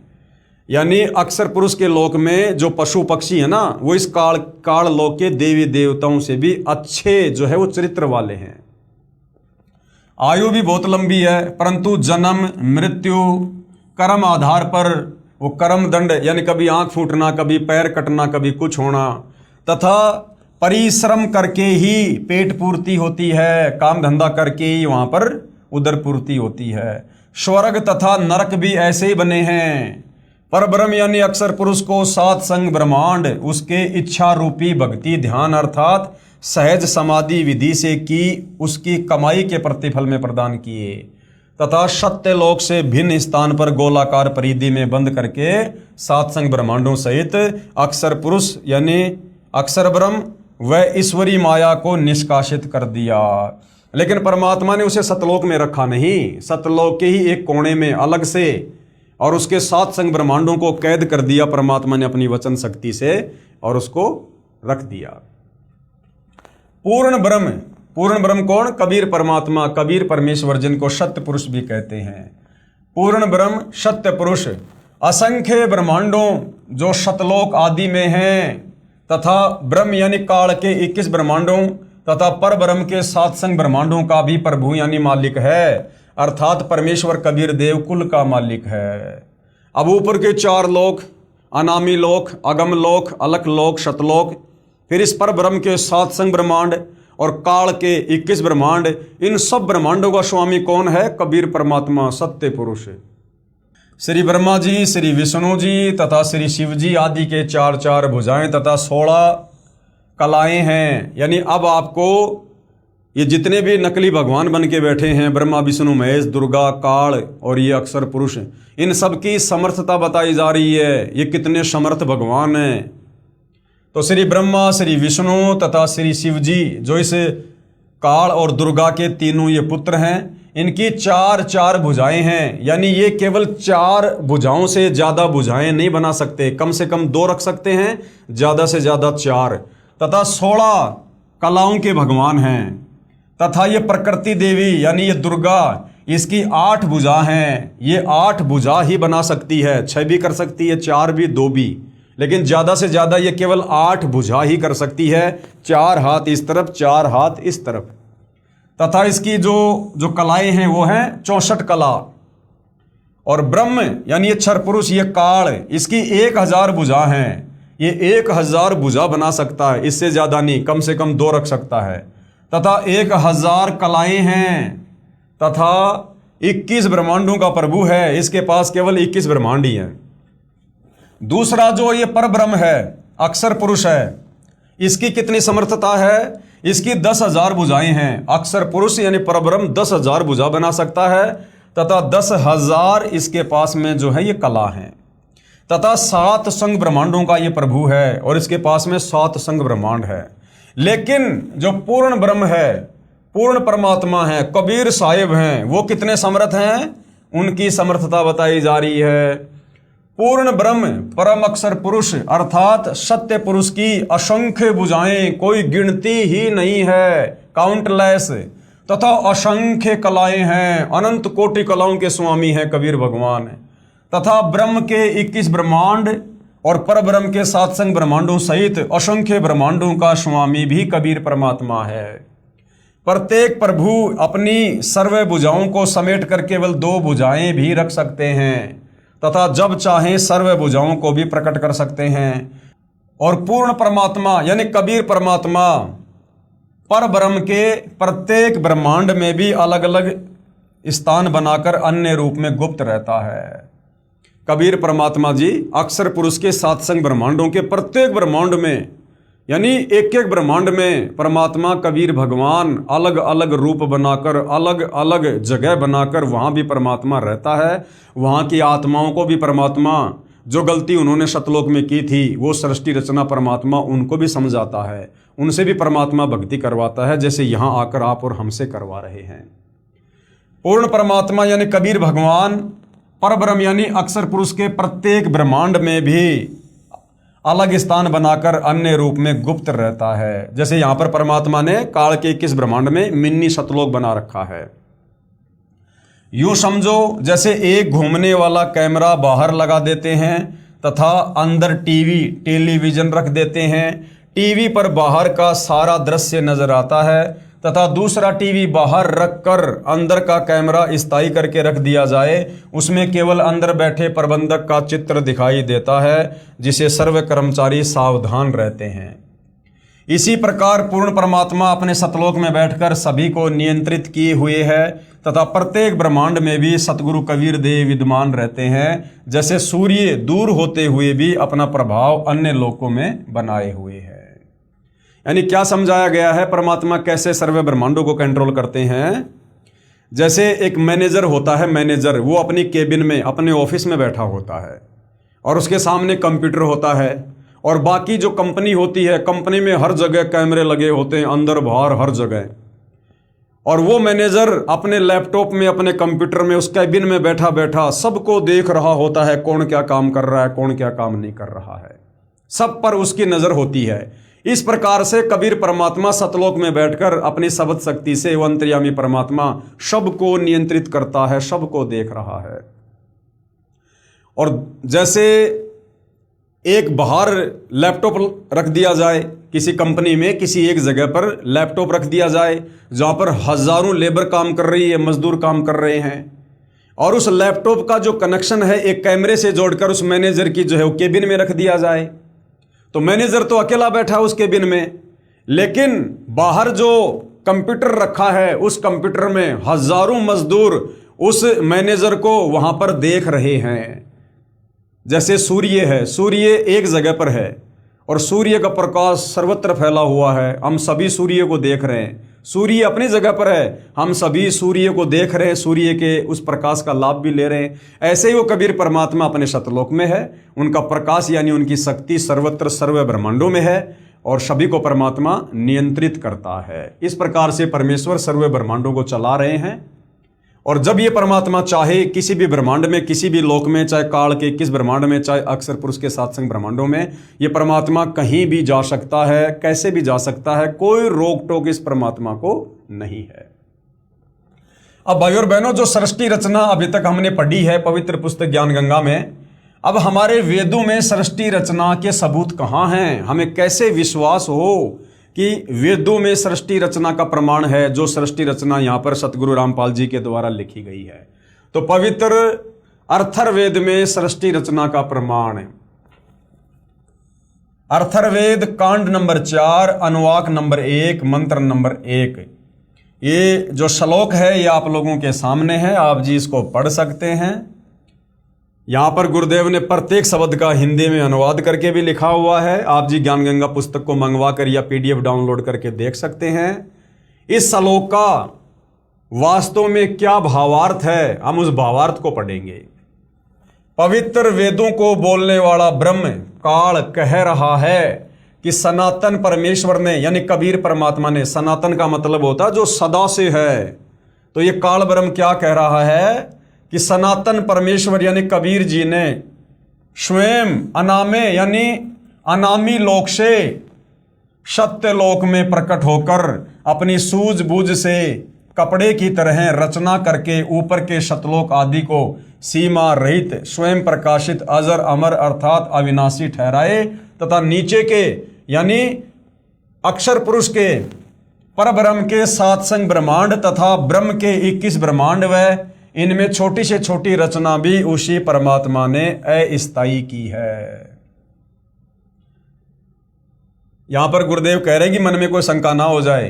पाठक जन चित्र में ऊपर के लोकों की सीमाएं देखेंगे तो मन में शंका उत्पन्न होगी कि वेदों में लिखा है सीमाएं नहीं हैं, यानी परमात्मा ने जो लोक बनाए उनकी कोई सीमा नहीं है, इसलिए चित्र ठीक नहीं होगा। सीमा रहित लोक एक ही हो सकता है, अन्य होगा तो सीमा अवश्य होगी। इसलिए यहां स्पष्ट करता हूं कि परमात्मा की लीला अद्भुत है, अजब गजब है, हमारी सोच हमारी बुद्धि से हमारी कल्पनाओं से बाहर है। वह अपनी लोक के अतिरिक्त अन्य लोकों का विस्तार अधिक व कम करता रहता है, इसलिए इनका व्यास यानी जो परिधि होती है वो सीमित नहीं है। अथर्ववेद कांड नंबर 4 अनुवाक नंबर 1 मंत्र नंबर 2 में सृष्टि रचना का कहाँ क्या प्रमाण है, ये संस्कृत में श्लोक आप जियों के सामने है। यहाँ पर प्रत्येक शब्द का हिंदी में अनुवाद करके भी गुरुदेव भगवान ने लिखा हुआ है और यहाँ पर इन्होंने भावार्थ किया है। जगत पिता परमेश्वर ने यानी कबीर देव ने अपनी शब्द शक्ति से राष्ट्रीय अर्थात सबसे पहली माया राजेश्वरी उत्पन्न की, जिससे परमात्मा ने सतलोक में अन्य रचना की, जो हमने सृष्टि रचना में पढ़ा, जिसका प्रमाण ये अथर्ववेद दे रहा है। तथा उसी पराशक्ति के द्वारा एक दूसरे को आकर्षण शक्ति से रोकने वाले यानी गुरुत्वाकर्षण शक्ति से रोकने वाले कभी न समाप्त होने वाले गुण से उपरोक्त सर्व ब्रह्मांडों को स्थापित किया। फिर आगे अथर्ववेद में सृष्टि रचना का और कहाँ क्या प्रमाण है। अथर्ववेद कांड नंबर 4 अनुवाक नंबर 1 मंत्र नंबर 3, ये संस्कृत में श्लोक आप जियों के सामने है।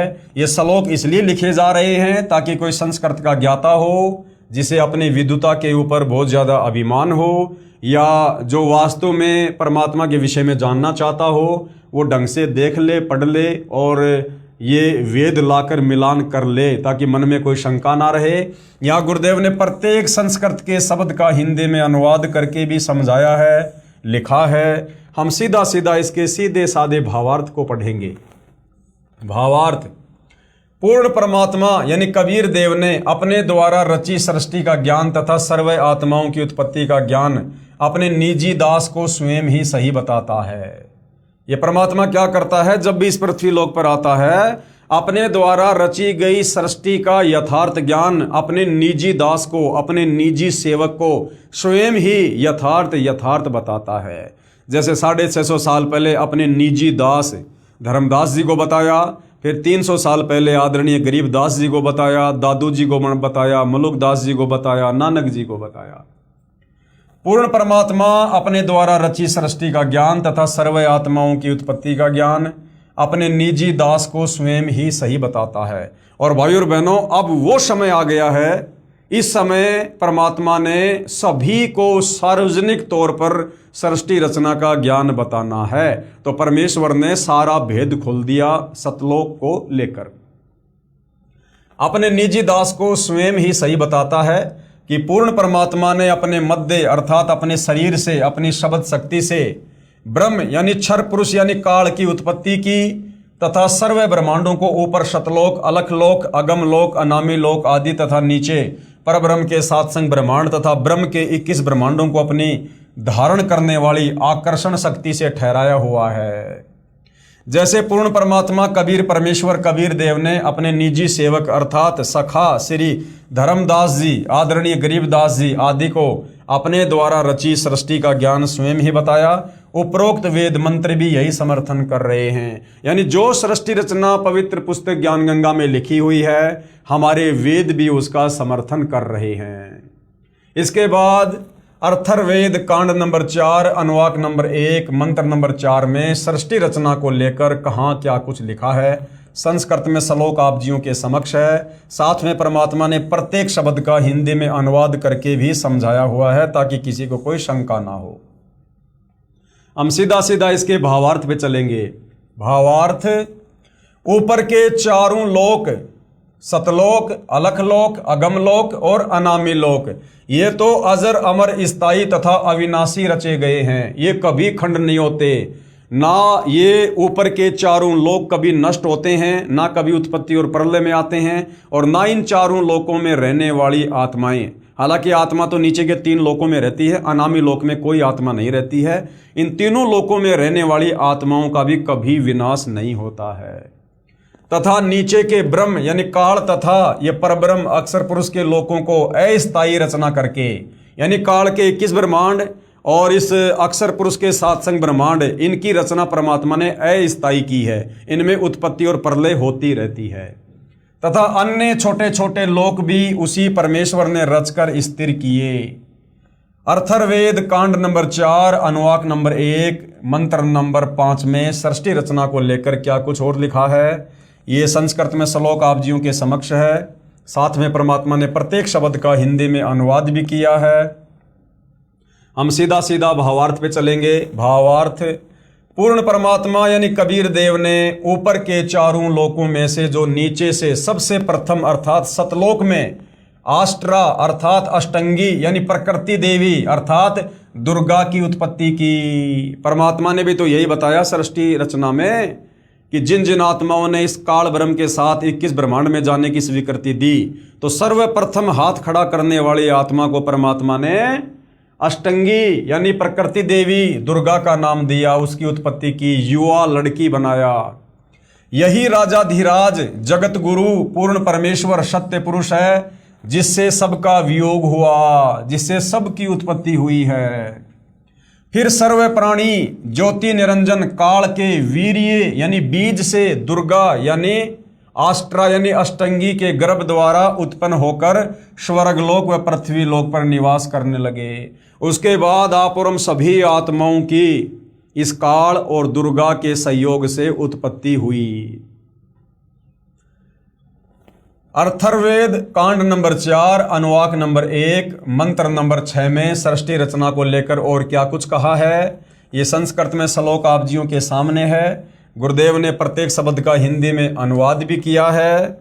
हम सीधा सीधा भावार्थ पे चलेंगे। भावार्थ, वही पूर्ण परमेश्वर यानी कबीर देव सत्य साधना करने वाले साधक को यानी सच्ची भक्ति करने वाले भगत को उसी पहले वाले स्थान यानी सतलोक में ले जाता है। जैसे आज आप और हम सत्य साधना कर रहे हैं, यदि अंतिम श्वास तक पतिव्रता पद पर रहकर मर्यादा में रहकर सत्य साधना करते रहे, तो परमेश्वर हमें वापस उसी सतलोक में ले जाएंगे जहां से बिछुड़ कर आए थे।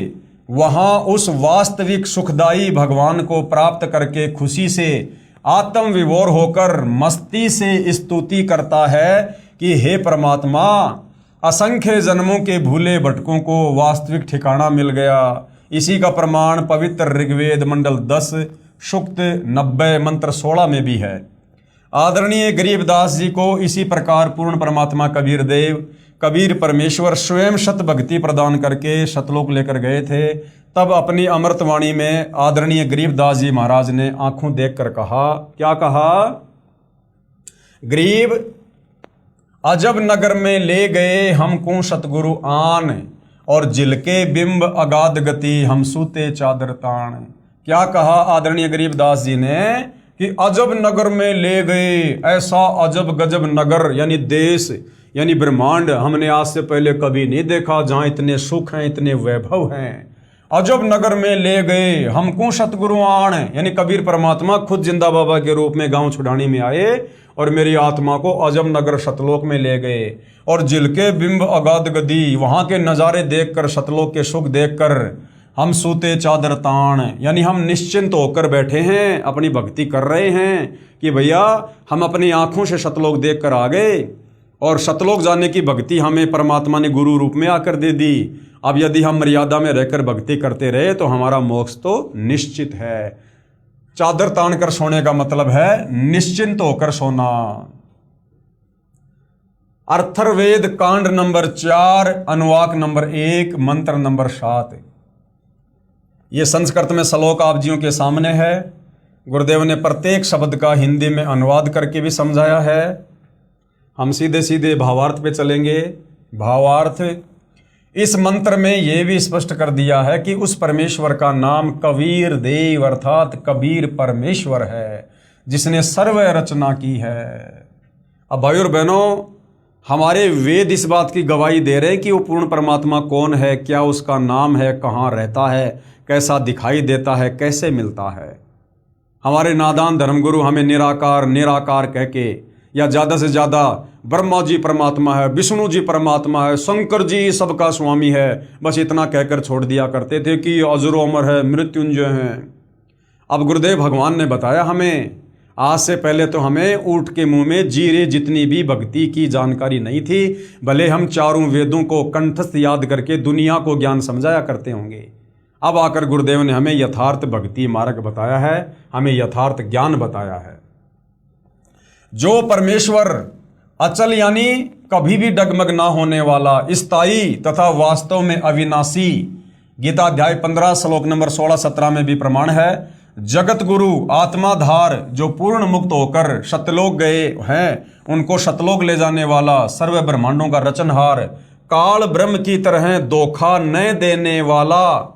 अब काल ब्रह्म की तरह धोखा ना देने वाला क्यों कहा गया है कबीर परमात्मा को? क्योंकि काल ने हमारे को धोखा दिया कि मैंने पिताजी से 21 ब्रह्मांड प्राप्त कर लिए, वहाँ मैं ऐसी ऐसी रचना करूँगा, तुम्हें इतने सुख दूंगा, वहाँ पर झरने बनाऊंगा, फलाना दिखना, मौज करेंगे, मस्ती करेंगे, कोई दुख नहीं होगा। ये काल हमें सतलोक से धोखा देकर, लोभ लालच देकर यहाँ पर लाया। तो यहाँ पर यह कहा गया है कि वो पूर्ण परमात्मा कबीर साहब वो क्षर पुरुष यानी काल की तरह धोखा देने वाला नहीं है। तो आज हमें गुरुदेव भगवान जो जानकारी दे रहे हैं कि बच्चों अब तुम वापस सतलोक चलो, तुम्हें वहां पर सारे सुख मिलेंगे जिन सुखों का लालच देकर ये काल तुम्हें यहां ले आया। तो अब हमें कोई धोखा नहीं है। पूर्ण परमात्मा कबीर साहब जो बात हमें बता रहे हैं, हमें ज्यों का त्यों ही सतलोक में मिलेगा, और सारा का सारा प्रमाण इन शास्त्रों में भी है। सर्व ब्रह्मांडों का रचनहार काल ब्रह्म की तरह धोखा न देने वाला, जो का त्यों वह स्वयं कबीर देव अर्थात कबीर प्रभु है। यही परमेश्वर सर्व ब्रह्मांडों व प्राणियों को अपनी शब्द शक्ति से उत्पन्न करने के कारण जनिता यानी माता भी कहलाता है। यही कबीर परमात्मा वास्तव में हम सभी की माँ है, जिन्होंने सर्वप्रथम सतलोक में अपने शरीर से अपनी वचन शक्ति से आप और हम सभी आत्माओं को उत्पन्न किया। तथा पितरम यानी पिता तथा बंधु भाई भी वास्तव में यही है, तथा देव यानी परमेश्वर भी यही है। इसलिए इसी कबीर देव कबीर परमेश्वर की स्तुति किया करते हैं। तमेव माता च पिता तमेव, तमेव बंधु च सखा तमेव, तमेव विद्या च द्रविणम तमेव, तमेव सर्व मम देव देव। कि हे कबीर परमात्मा, हे मेरे गुरुदेव भगवान, आप ही मेरी असल में माँ हो, क्योंकि सर्वप्रथम आप ही के वचन से मुझ आत्मा की उत्पत्ति हुई। आप ही मेरे पिता हो, वह पिता तमेव, क्योंकि आप ही ने मेरा सतलोक में पालन पोषण किया, मुझे प्यार दिया। तमेव बंधु च सखा तमेव, एक भाई और एक सखा एक मित्र भी आप ही वास्तव में हो। तमेव विद्या च द्रविणम तमेव, आप ही से मुझे ज्ञान प्राप्त हुआ है, और द्रविणम यानी मेरा धन भी असल में आप ही हो। तमेव सर्व मम देव देव, आप ही मेरे सभी देव हो। आप ही मेरे ब्रह्मा, आप ही मेरे विष्णु, आप ही मेरे महेश, आप ही मेरे सब कुछ हो। तमेव सर्व मम देव देव। गुरुर ब्रह्मा गुरुर विष्णु गुरुर देव महेश्वर, गुरुर साक्षात पार ब्रह्म, तस्मै श्री गुरुवे नमः। इसी परमेश्वर की महिमा का पवित्र ऋग्वेद मंडल नंबर 1 सूक्त नंबर 24 में भी विस्तृत वर्णन है। आगे भाइयों और बहनों, पवित्र ऋग्वेद में सृष्टि रचना का प्रमाण है, यानी चारों वेदों में एक वेद जो ऋग्वेद है, जिन वेदों को हम सत्य मानते हैं, पूरे विश्व का प्राणी वेदों को सत्य मानता है। जो लोग हिंदू धर्म से संबंधित नहीं हैं वो लोग भी वेदों को परम सत्य मानते हैं। तो जो सृष्टि रचना अभी तक हमने केवल मौखिक सुनी है, इस पवित्र पुस्तक ज्ञान गंगा में लिखी हुई पढ़ी है, जो परमेश्वर रामपाल जी ने लिखी है, हमें किसी प्रकार की कोई शंका ना हो, कोई संशय ना हो, तो हमारे धर्मशास्त्रों में इस सृष्टि रचना का कहाँ कहाँ प्रमाण है हमारे विश्वास के लिए, ताकि हम दृढ़ होकर भक्ति मार्ग पर लग सकें, आत्मा का कल्याण करवा सकें। इसलिए गुरुदेव भगवान इन धर्मशास्त्रों से सृष्टि रचना का ये प्रमाण दे रहे हैं। तो चारों वेदों में से एक वेद पवित्र ऋग्वेद में सृष्टि रचना का कहाँ और क्या प्रमाण है। ऋग्वेद मंडल नंबर 10 सूक्त नंबर 90 मंत्र नंबर 1। ये श्लोक आप जियों के सामने है, देख सकते हो। साथ में प्रत्येक शब्द का गुरुदेव भगवान ने हिंदी में अनुवाद भी किया हुआ है। हम सीधा सीधा इसके भावार्थ पर चलेंगे कि ये श्लोक क्या कह रहा है सृष्टि रचना को लेकर। इस मंत्र में विराट यानी काल ब्रह्म का वर्णन है, यानी महाभारत के युद्ध में जो विराट रूप दिखाया था इस ब्रह्म ने, इस काल ने श्री कृष्ण जी के शरीर में प्रेत की तरह प्रवेश करके अर्जुन को, यहाँ पर उसका जिक्र है। इस मंत्र में विराट काल ब्रह्म का वर्णन है। गीता अध्याय 10-11 में भी इसी काल ब्रह्म का ऐसा ही वर्णन है। तथा अध्याय 11 मंत्र नंबर 46 में अर्जुन ने कहा कि हे सहस्त्राबाहु, सहस्त्राबाहु यानी हजारों हाथ वाले भगवान, अर्थात हजार भुजा वाले, आप अपने चतुर्भुज रूप में दर्शन दीजिए। अब भाई और बहनों, हजार भुजा, सहस्त्राबाहु वाला भगवान, हजार भुजा वाला भगवान तो 21 ब्रह्मांड में केवल ये काल है जिसकी 1000 भुजा हैं, जो अभी आप और हमने ये पढ़ा। जिसके हजारों हाथ पैर, हजारों आंखें कान आदि हैं, वह विराट रूप काल यानी क्षर पुरुष अपने अधीन सर्व प्राणियों को पूर्ण काबू करके, अर्थात 20 ब्रह्मांडों को गोलाकार परिधि में रोककर और स्वयं इनसे ऊपर अलग 21वें ब्रह्मांड में बैठा है। उसके बाद ऋग्वेद मंडल 10 सूक्त 90 मंत्र 2 में सृष्टि रचना को लेकर क्या प्रमाण है। संस्कृत में श्लोक आप जियों के सामने है। प्रत्येक शब्द का गुरुदेव ने हिंदी में अनुवाद भी किया हुआ है। हम सीधे सीधे भावार्थ पे चलेंगे। उससे पहले भाई और बहनों ये देखिएगा, जो गीता जी अध्याय नंबर 15 श्लोक नंबर 104 में पूर्ण संत तत्वदर्शी संत की पहचान बताई गई है कि जो उल्टे लटके संसार रूपी पेड़ यानी वृक्ष के सभी भागों को और जो ठीक ठीक बता दे कि जड़ कौन भगवान है, उस पेड़ का वो तना कौन भगवान है, डार कौन भगवान है, 3 शाखा कौन भगवान है और वो पत्ते क्या हैं, समझो वो तत्वदर्शी संत है, वो पूर्ण संत है। तो ये संसार रूपी एक उल्टे लटके हुए पीपल के पेड़ का ये चित्र है। जो महापुरुष, जो संत इसके प्रत्येक भाग को समझा देगा वो असल में तत्वदर्शी संत होगा। ये गीता अध्याय 15 श्लोक नंबर 104 और श्लोक नंबर 16 और 17 में लिखा हुआ है। तो भाई और बहनों, सतयुग से लेकर वर्तमान समय तक सतगुरु रामपाल जी के अलावा किसी ने भी उल्टे लटके संसार रूपी वृक्ष की इस प्रकार से ये चित्र बनाकर आज तक व्याख्या नहीं की है। तो सतगुरु रामपाल जी के अलावा और कोई तत्वदर्शी संत संसार में नहीं है और तत्वदर्शी संत के रूप में खुद कबीर भगवान ही धरती पर आते हैं। तो ये एक पीपल का पेड़ का ये चित्र बना रखा है। ये है जड़, ये उल्टा लटका हुआ पीपल का पेड़ है। यानी जो सृष्टि की रचना है वो सेम टू सेम इसी प्रकार से है। सबसे ऊपर ही ऊपर के लोक में कौन रहता है? कबीर परमात्मा जी रहते हैं। सबसे ऊपर के लोक में सर्वप्रथम परमात्मा कहाँ रहा करते थे? अनामी लोक में, जिसमें परमात्मा अकेले थे, जहां बैठकर परमात्मा ने नीचे के 3 लोकों की रचना की थी, अगम लोक की, अलख लोक की और शतलोक की। तो ये जो परमात्मा ने जो संसार बनाया है, जो सृष्टि जो बनाई है, तो सर्वप्रथम ये परमात्मा जी कबीर भगवान, एक तो खाली चित्र है, ये तो खाली एक बनावटी है फोटो, केवल हमें समझाने के लिए, हमारे को बताने के लिए। यदि इस फोटो की जगह सतगुरु रामपाल जी की फोटो लगा दी जाए तो शायद हमारे गले बात ना उतरे। इसलिए जो फोटो, जो कबीर जी का जो एक बनावटी फोटो समाज में जो एक छाया हुआ है, उसी आधार से आपको समझाने का प्रयास किया गया है। तो ये जो जड़ है संसार रूपी पेड़ की, ये कबीर परमात्मा जी हैं जो अपने ऊपर के लोकों में बैठे रहते हैं, अनामी लोक में, अगम लोक में, अलख लोक में और शतलोक में। तो सृष्टि की रचना किसने की? कबीर परमात्मा जी ने की। जो जड़ है, यानी ये जो जड़ है, इन जड़ों से ही इस पेड़ को पोषण मिलता है। यानी यही कबीर परमात्मा फिर नीचे के सभी लोकों में प्रवेश करके सबका पालन पोषण, सबका धारण पोषण करता है। यानी गीता अध्याय 15 श्लोक नंबर 17 में जो लिखा है कि उत्तम पुरुष तु अन्य परमात्मा इति उदाहरते ये लोक तरम अवश्य विभर्ति अवय ईश्वरे। जो परमात्मा तीनों लोकों में प्रवेश करके सबका धारण पोषण करता है। यानी सबसे ऊपर ही ऊपर के लोक में कौन रहता है? कबीर भगवान रहता है। और ये परमात्मा आप और हमें आसानी से नहीं मिलता है, गुप्त रहता है। जिस प्रकार किसी भी पेड़ की जड़ बाहर दिखाई नहीं देती है, वो जमीन के अंदर रहती है जहां से पूरे पेड़ को पोषण मिलता है, खाद मिलता है, पानी मिलता है। ऐसे ही नीचे के सारे संसार को ये कबीर परमात्मा ही सबको पोषण देता है। तो ये जो जगह हो गई भाइयों और बहनों, ये जो जड़ है, ये जड़ आप जी मान के चलो, ये ऊपर के 4 लोक हैं। शतलोक से लेकर अनामी लोक क्या हैं? ये जड़ हैं, यानी ऊपर का हिस्सा, ये ऊपर के ये अविनाशी लोक हैं। उसके बाद परमात्मा जी ने ये जो पेड़ का जो ये तना है, जो मोटी डार है, ये तना, ये समझो अक्षर पुरुष है, परब्रह्म, जिसके 7 शंख ब्रह्मांड हैं, जो परमात्मा ने सतलोक के नजदीक ही एक गोलाकार व्यास में रोक रखे हैं। तो उसके बाद ये 7 शंख ब्रह्मांड हैं अक्षर पुरुष के।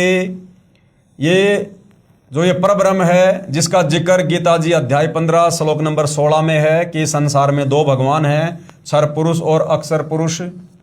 तो ये संसार रूपी पेड़ का नीचे का जो हिस्सा है, ये है इस अक्षर पुरुष के 7 शंख ब्रह्मांड। उसके बाद भाइयों और बहनों, ये इस पेड़ से जो एक मोटी डार निकल रही है, ये है क्षर पुरुष, यानी ये काल ब्रह्म, जिसके 21 ब्रह्मांड हैं। 7 शंख ब्रह्मांडों के नीचे फिर काल के 21 ब्रह्मांड हैं।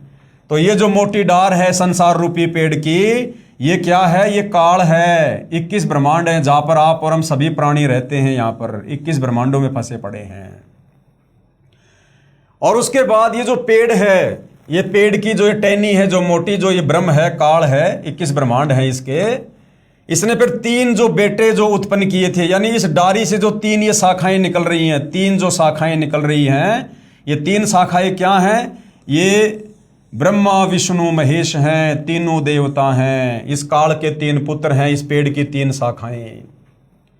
और इन तीनों शाखाओं ब्रह्मा विष्णु महेश के नीचे फिर जो ये पत्ते हैं पेड़ के, ये कौन है? ये आप और हम सभी जीव हैं, आम प्राणी हैं, मानव शरीरधारी स्त्री पुरुष हैं, गधे कुत्ते सूअर हैं। जो ब्रह्मा विष्णु महेश के तीनों इन गुणों से हम सभी क्या हैं? हम सभी जो है वो प्रभावित हैं। ब्रह्मा जी के रजोगुण से हम सभी, ये पत्ते रूपी इंसान, जीव जंतु, हम सभी संतान उत्पत्ति करते हैं। और विष्णु जी के सतोगुण के प्रभाव से हम सभी ये पत्ते रूपी इंसान, ये प्राणी, हम सब एक दूसरे से मोह ममता में बंधे हुए हैं। और शंकर जी के तमोगुण के प्रभाव से हम सभी जीव, हम प्राणी, मानव शरीरधारी जो भी हैं, हम आपस में राग द्वेष ईर्ष्या मन मुटाव लड़ाई झगड़ा। तो ये है संसार रूपी पेड़, जो गीता अध्याय 15 श्लोक नंबर 1 से 4 और श्लोक नंबर 16 से 17 में बताया गया है। और कहा गया है कि जो संत, जो महापुरुष इस संसार रूपी उल्टे लड़के पीपल की वृक्ष को, कि इसकी जड़ कौन भगवान है, इसकी जड़ कौन भगवान है, और ये जो ये तना है ये कौन भगवान है, और ये जो डार है मोटी डार ये कौन भगवान है, और ये जो शाखाएं हैं 3, ये ब्रह्मा विष्णु महेश रूपी शाखा ये कौन है, और ये पात रूप संसार कौन है, ये पत्ते रूपी कौन है, ये आप और हम सभी जीव हैं। जो इस प्रकार से इस पेड़ को समझा देगा, स वेद विद, यानी शास्त्रों से, गीता जी से, वो तत्वदर्शी संत होगा। और तत्वदर्शी संत की भूमिका खुद कबीर भगवान खुद ही निभाता है। तो इस प्रकार से भाइयों और बहनों पूरी सृष्टि की रचना हो रखी है। ये उल्टा रूपी संसार रूपी जो है ये पेड़ है। सबसे ऊपर ये 4 लोक हैं जो कबीर भगवान ने ऊपर के 4 लोकों की जो रचना की थी। ये ऊपर के 4 लोक हैं, ये अनामी लोक, अलख लोक, अगम लोक और शतलोक। और यहां पर कबीर परमात्मा जी स्वयं बैठे होते हैं। ये जो पेड़ का मोटा जो तना है ये अक्षर पुरुष है, परब्रह्म है, जिसके सात संग ब्रह्मांड हैं। उसके नीचे अक्षर पुरुष के सात संग ब्रह्मांडों के नीचे काल के 21 ब्रह्मांड हैं। ये जो डार है ये काल है, और इस डार से जो 3 शाखाएं निकल रही हैं ये काल के तीनों बेटे ब्रह्मा विष्णु महेश हैं। और ब्रह्मा विष्णु महेश से फिर आगे का पूरा संसार, तीनों लोक, पृथ्वी पाताल स्वर्ग, ये काल संचालित करता है। तो भाइयों और बहनों, परमात्मा जी के अलावा अपने द्वारा रची गई सृष्टि को इस प्रकार से व्याख्या करके कोई नहीं समझा सकता। तो मन में कोई संशय नहीं होना चाहिए कि सतगुरु रामपाल जी कोई आम व्यक्ति होंगे, आम संत होंगे, आम कोई गुरुजी होंगे। ये स्वयं कबीर भगवान है। तो जो श्लोक अभी हमने पढ़ा, यानी ऋग्वेद में भी सृष्टि रचना को लेकर कहाँ क्या जिक्र है, तो ऋग्वेद मंडल 10 सूक्त 90 मंत्र 1 ये श्लोक आप जियों के सामने है। प्रत्येक शब्द का हिंदी में अनुवाद है। हम सीधा सीधा इसके भावार्थ पर चलेंगे कि सृष्टि रचना के विषय में क्या कुछ कहा गया है।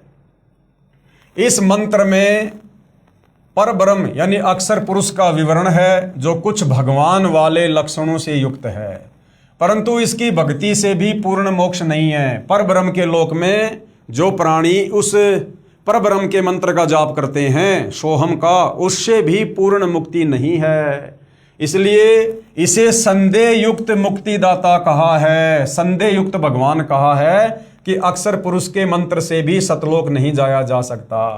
इसे कुछ भगवान के गुणों युक्त इसलिए कहा है कि ये काल की तरह तपतशिला पर भून कर नहीं खाता, परंतु इस परब्रह्म यानी अक्षर पुरुष के लोक में भी प्राणियों को परिश्रम यानी मेहनत करके कर्म आधार पर ही फल प्राप्त होता है। यानी वहाँ भी लोग खेतीबाड़ी करते हैं, काम धंधा करते हैं, व्यापार करते हैं, मजदूरी करते हैं। सेम टू सेम ऐसी सृष्टि जो यहाँ 21 ब्रह्मांड में है, जैसे आप और हम काम धंधा करके अपना पेट भर रहे हैं, ऐसे ही परमात्मा वहाँ भी उनका पेट भरता है। तथा अन्न से ही सर्व प्राणियों के शरीर विकसित होते हैं। जन्म तथा मृत्यु का समय भले ही काल पुरुष से अधिक है, परंतु फिर भी उत्पत्ति, प्रलय तथा 84 लाख योनियों में यातना बनी रहती है। सेम टू सेम वही प्रक्रिया है।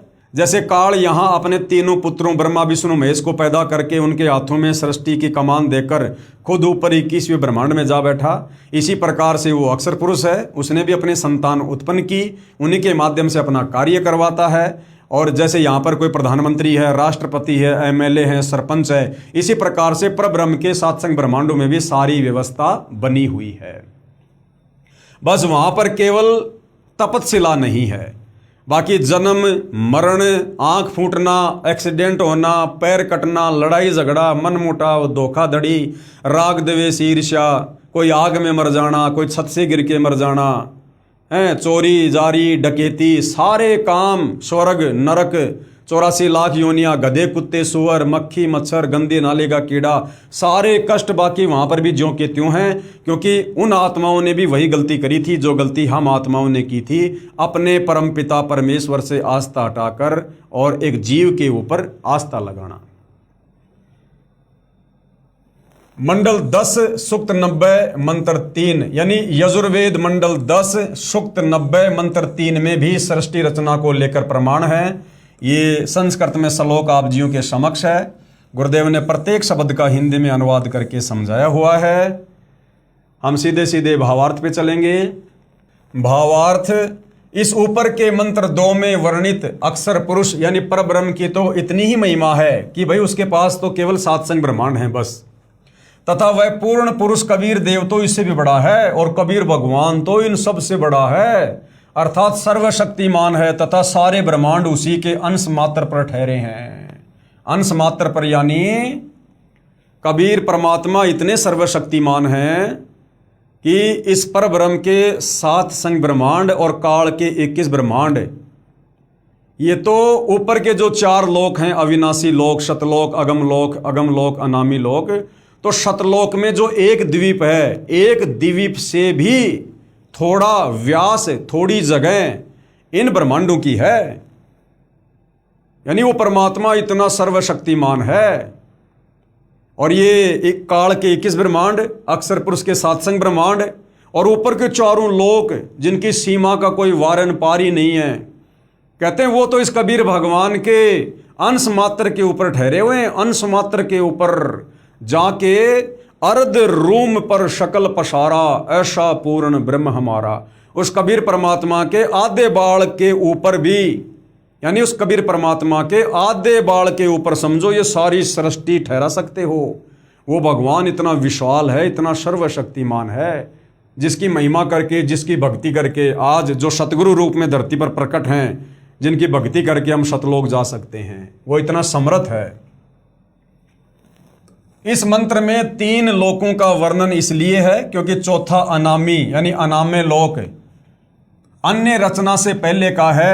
ये 3 प्रभु क्षर पुरुष, अक्षर पुरुष तथा इन दोनों से अन्य परम अक्षर पुरुष का विवरण श्रीमद् भगवद गीता अध्याय 15 श्लोक नंबर 16-17 में है।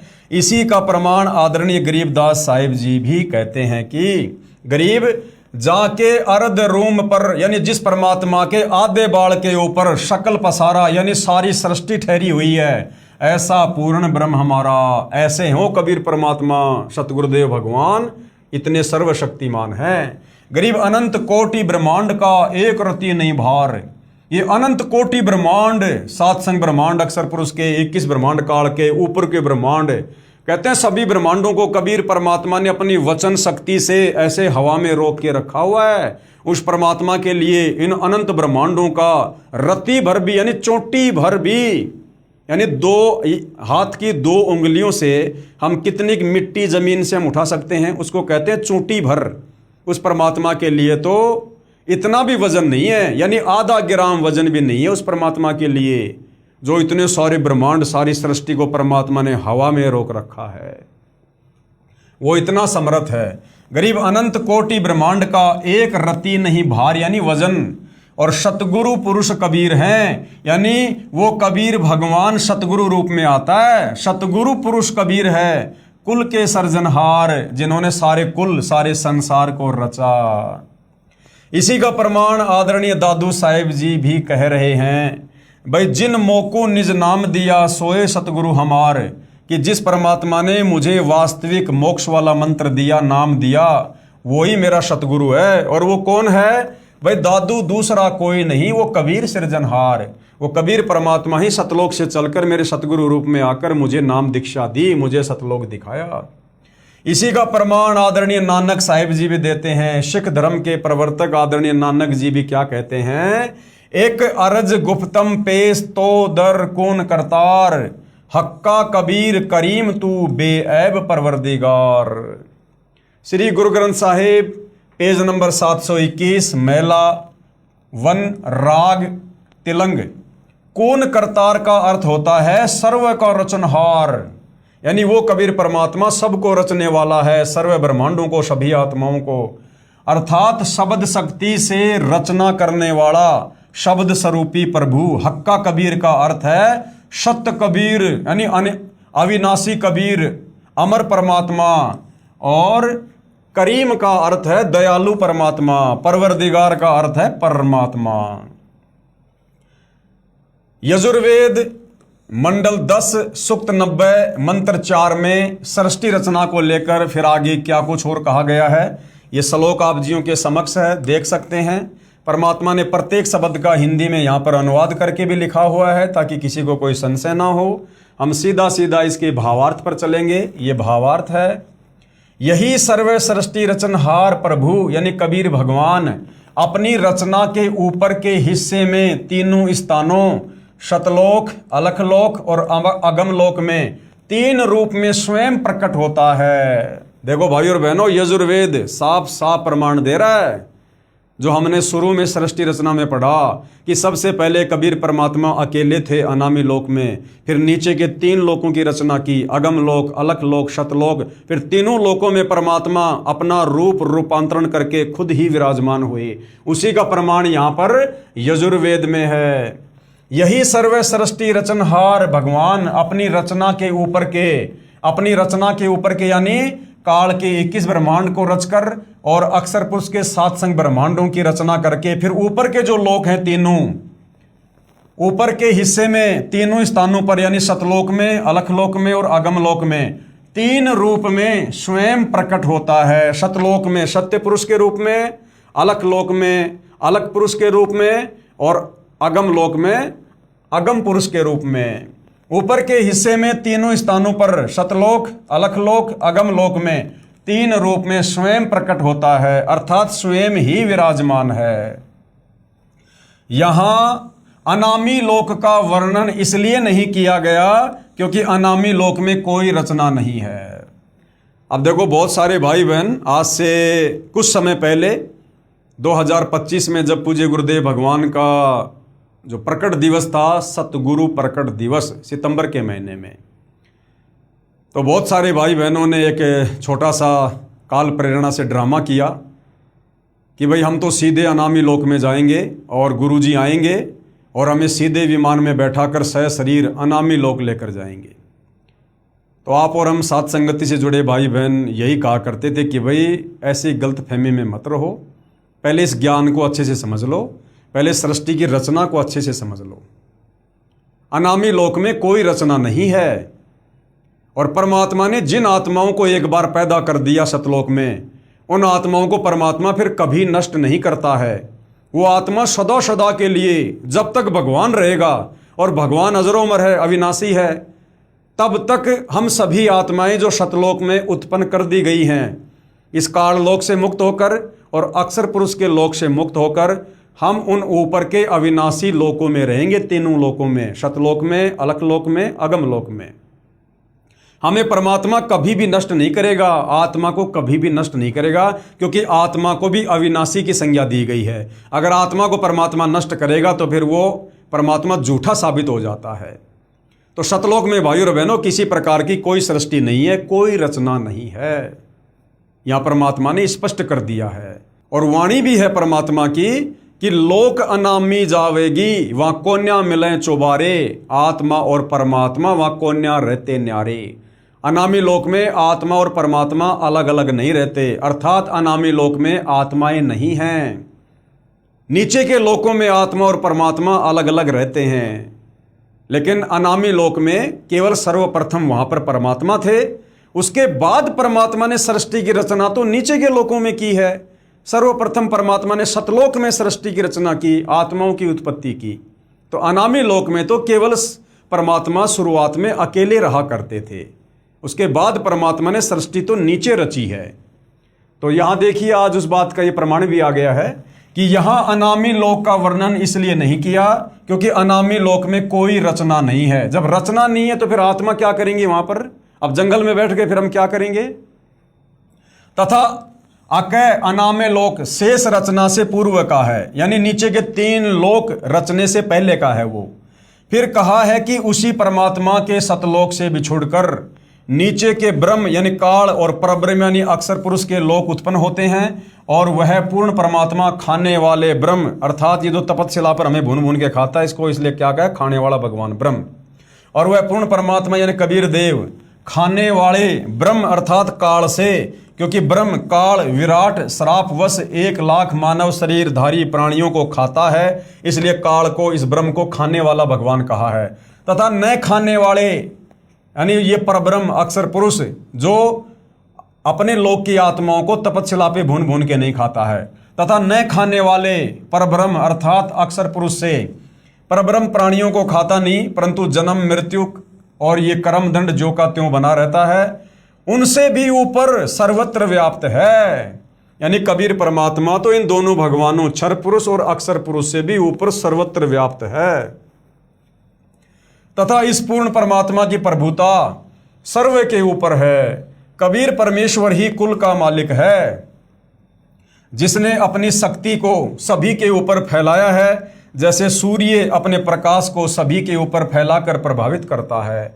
ऐसे पूर्ण परमात्मा ने अपनी शक्ति रूपी रेंज यानी क्षमता को सर्व ब्रह्मांडों को नियंत्रित रखने के लिए छोड़ा हुआ है। जैसे मोबाइल फोन का टावर एक देशीय होते हुए यानी एक जगह होते हुए अपनी शक्ति अर्थात मोबाइल फोन की रेंज चारों ओर फैलाए रहता है, इसी प्रकार पूर्ण प्रभु कबीर देव ने अपनी निराकार शक्ति सर्वव्यापक की है, जिससे पूर्ण परमात्मा सर्व ब्रह्मांडों को एक स्थान पर बैठकर नियंत्रित रखता है।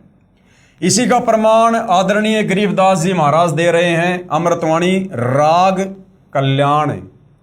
तीन चरण चिंतामणि साहेब शेष बदन पर छाए, और माता पिता कुल न बंधु ना किन जननी जाए।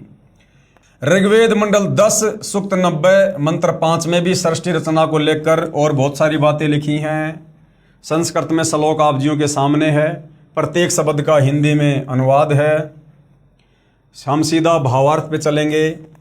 उपरोक्त मंत्र 4 में वर्णित तीनों लोकों अगम लोक, अलख लोक तथा शतलोक की रचना के बाद पूर्ण परमात्मा ने ज्योति निरंजन यानी ब्रह्म यानी काल की उत्पत्ति की, अर्थात उसी सर्वशक्तिमान परमात्मा पूर्ण ब्रह्म यानी कबीर देव कबीर प्रभु से ही विराट अर्थात ब्रह्म यानी काल की उत्पत्ति हुई। यही प्रमाण गीता अध्याय 3 मंत्र 15 में है कि अक्षर पुरुष यानी वो परब्रह्म अर्थात अविनाशी प्रभु से ब्रह्म उत्पन्न हुआ। यही प्रमाण अथर्ववेद कांड 4 अनुवाक 1 सूक्त 3 में है कि पूर्ण ब्रह्म ने यानी कबीर देव ने ब्रह्म यानी काल की उत्पत्ति हुई। उसी पूर्ण ब्रह्म ने यानी कबीर देव ने भूमिम मानी भूमि आदि छोटे बड़े सर्व लोकों की रचना की।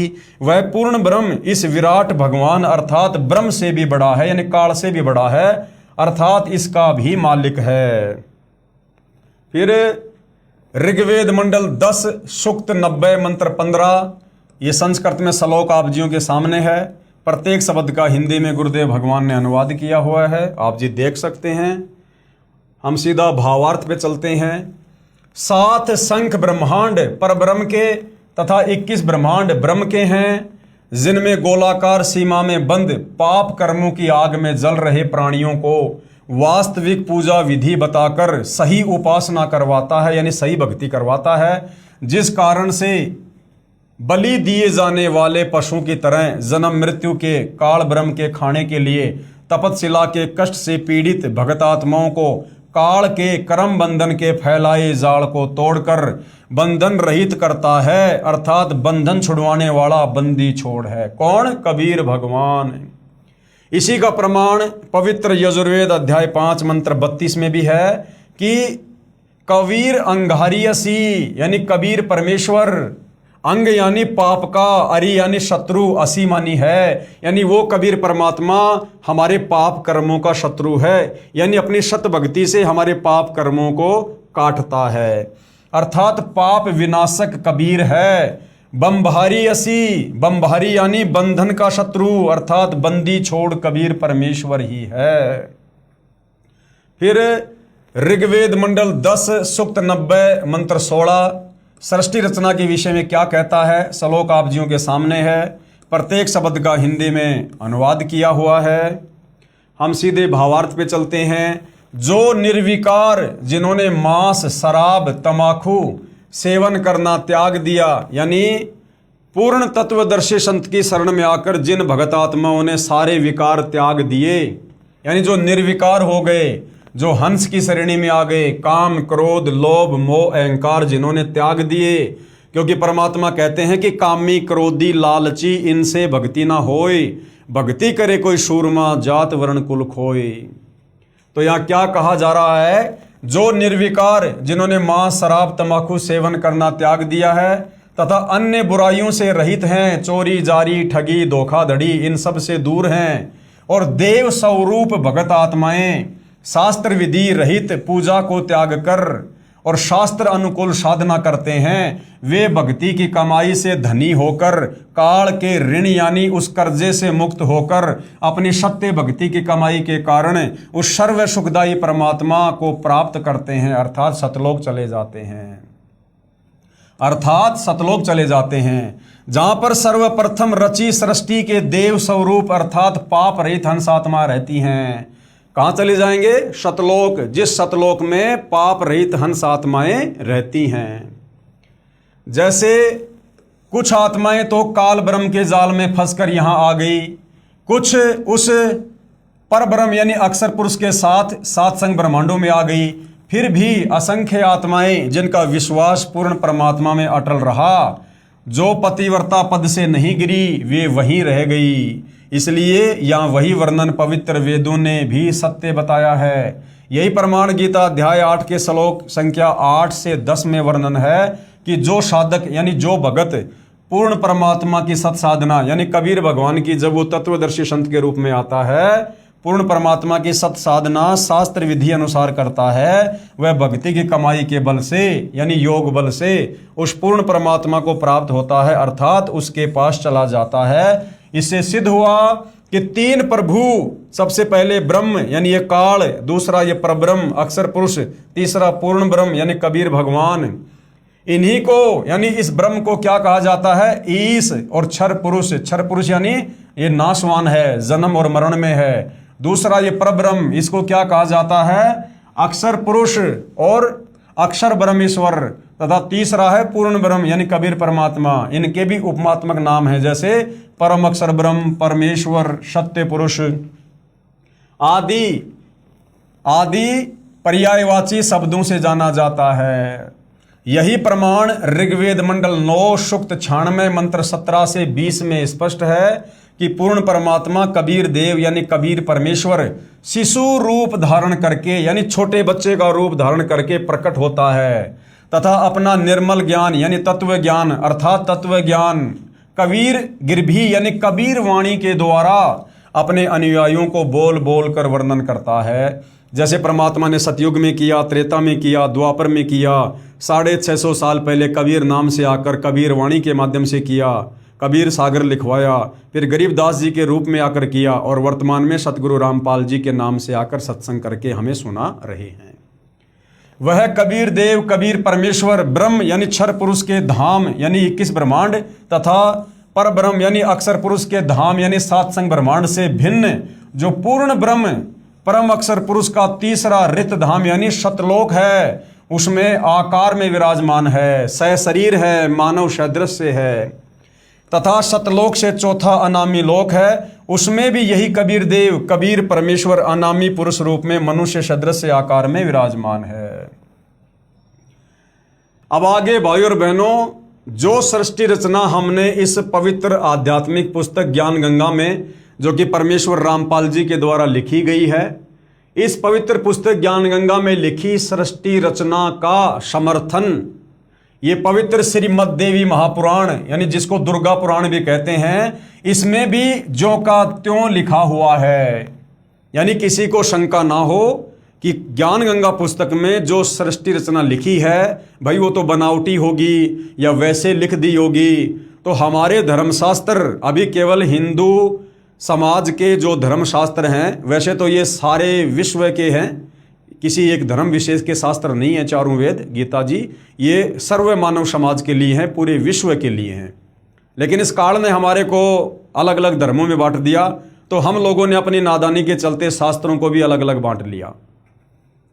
तो विशेषकर जो हिंदू समाज के जो ये 18 पुराण हैं और चारों वेद हैं, गीता जी हैं, इनमें भी सृष्टि रचना का समर्थन जो सृष्टि रचना सतगुरु रामपाल जी ने 5वें वेद सूक्ष्म वेद से बताई है, ज्यों का त्यों समर्थन हमारे धर्म ग्रंथ कर रहे हैं। तो श्रीमद् देवी महापुराण यानी दुर्गा पुराण में सृष्टि रचना का प्रमाण है, ताकि विशेषकर हिंदू समाज से जुड़े भाई बहनों को, श्रद्धालुओं को इस बात पर विश्वास हो कि वास्तव में हम तो यहाँ काल के 21 ब्रह्मांडों में चाहे राजा बन के बैठे हैं, चाहे ब्रह्मा विष्णु महेश या देव पद प्राप्त हैं, हम यहाँ पर कहर भोग रहे हैं, हम यहाँ पर जेल काट रहे हैं।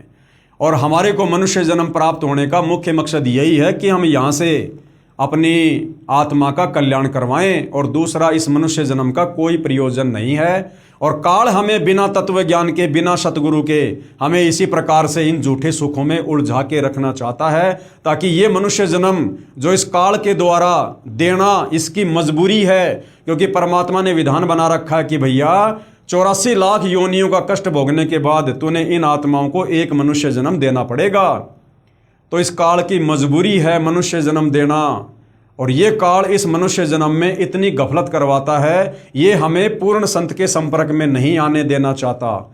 अपने नकली संत आचार्य शंकराचार्य, मुल्ला मौलवी पोप पादरी ये भेज कर हमें शत भक्ति से दूर करता है और शास्त्र विरुद्ध साधना पर लगा के रखता है। कर्म कांड, ये तीर्थों की पूजा, धामों की पूजा, पेड़ों की पूजा, पर्वतों की पूजा, मंदिर मस्जिद चर्च गुरुद्वारे, ये सब इस काल का भयंकर जाल है, ताकि हम इस समय जब हम मनुष्य जन्म में हों हम किसी पूर्ण संत के संपर्क में ना आ जाएं, हमें सृष्टि रचना की जानकारी ना हो जाए और हम काल के 21 ब्रह्मांड से बाहर ना निकल जाएं, वरना फिर ये खाएगा क्या, इसको अपने भोजन की चिंता है।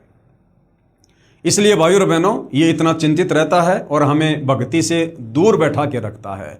लेकिन वो दयालु परमात्मा, रहनुमा परमात्मा, वो करीम अल्लाह, सारी सृष्टि का मालिक, कबीर देव, कबीर भगवान, जिनके हम सभी संतान हैं, वो परमेश्वर आप और हम पर दया युक्त होकर और एक तत्वदर्शी संत का चोला धारण करके अपने तेजोमय शरीर को हल्का करके परमात्मा यहाँ पर मनुष्य दृश्य रूप में प्रकट होता है और हमें अपने सतज्ञान से परिचित करवाता है, हमें ज्ञान सुनाता है, सृष्टि रचना बताता है और हमारी आत्मा में कोई संशय ना हो इसके लिए सर्व धर्मशास्त्रों से प्रमाणित भी करता है। और जो अधिकारी आत्मा होती हैं, जिनका इस काल के लोक से झंझट समाप्त होना होगा, उन आत्माओं को परमेश्वर अवश्य अपना ज्ञान समझाते हैं, उनकी बुद्धि अवश्य उनके संस्कारवश ओपन होती है और वो आत्माएं अपनी आत्मा का कल्याण करवा लेती हैं। तो आप सभी भाई बहनों से प्रार्थना है, विनती है, अगर किसी के संस्कार कमज़ोर हैं, समझ में नहीं आ रही ये बात, तो वर्तमान में संस्कारों को मजबूत बनाया जा सकता है, क्योंकि संस्कार मजबूत बनते हैं पूर्ण संत की शरण में आकर शास्त्र अनुकूल सत भक्ति करने से। तो आज मौका है सतगुरु रामपाल जी के ज्ञान को जैसा भी आपको समझ में आ रहा है थोड़ा बहुत समझकर और तुरंत सतगुरु रामपाल जी से दीक्षा प्राप्त करें और आगे भक्ति मार्ग में कदम बढ़ाएं, ताकि भाई और बहनों ये असंख्य जन्मों का कष्ट हमारा समाप्त हो सके। तो भाई और बहनों, आज के इस वीडियो में केवल इतना ही, जो पवित्र पुस्तक ज्ञान गंगा के ऊपर बनाए जा रहे हैं। सृष्टि रचना का ये प्रकरण चल रहा है, तो अगले वीडियो में हम सृष्टि रचना का हमारे धर्मशास्त्रों में कहाँ जो है सबूत है, प्रमाण है, वो हम श्री पवित्र मद देवी महापुराण में देखेंगे, समझेंगे और हमारे विश्वास को हम दृढ़ करेंगे। तो आज के वीडियो में केवल इतना ही। पूज्य गुरुदेव भगवान हम सभी को आशीर्वाद दे, आज्ञा दे, सद्बुद्धि दे, हमारा मार्गदर्शन करें, हमें भ्रमने भटकने से बचाएं और इस पवित्र पुस्तक ज्ञान गंगा के अनमोल तत्व ज्ञान को हमें समझने की शक्ति प्रदान करें, आशीर्वाद दे। बंदी छोड़ सतगुरु रामपाल जी परमेश्वर जी की जय हो।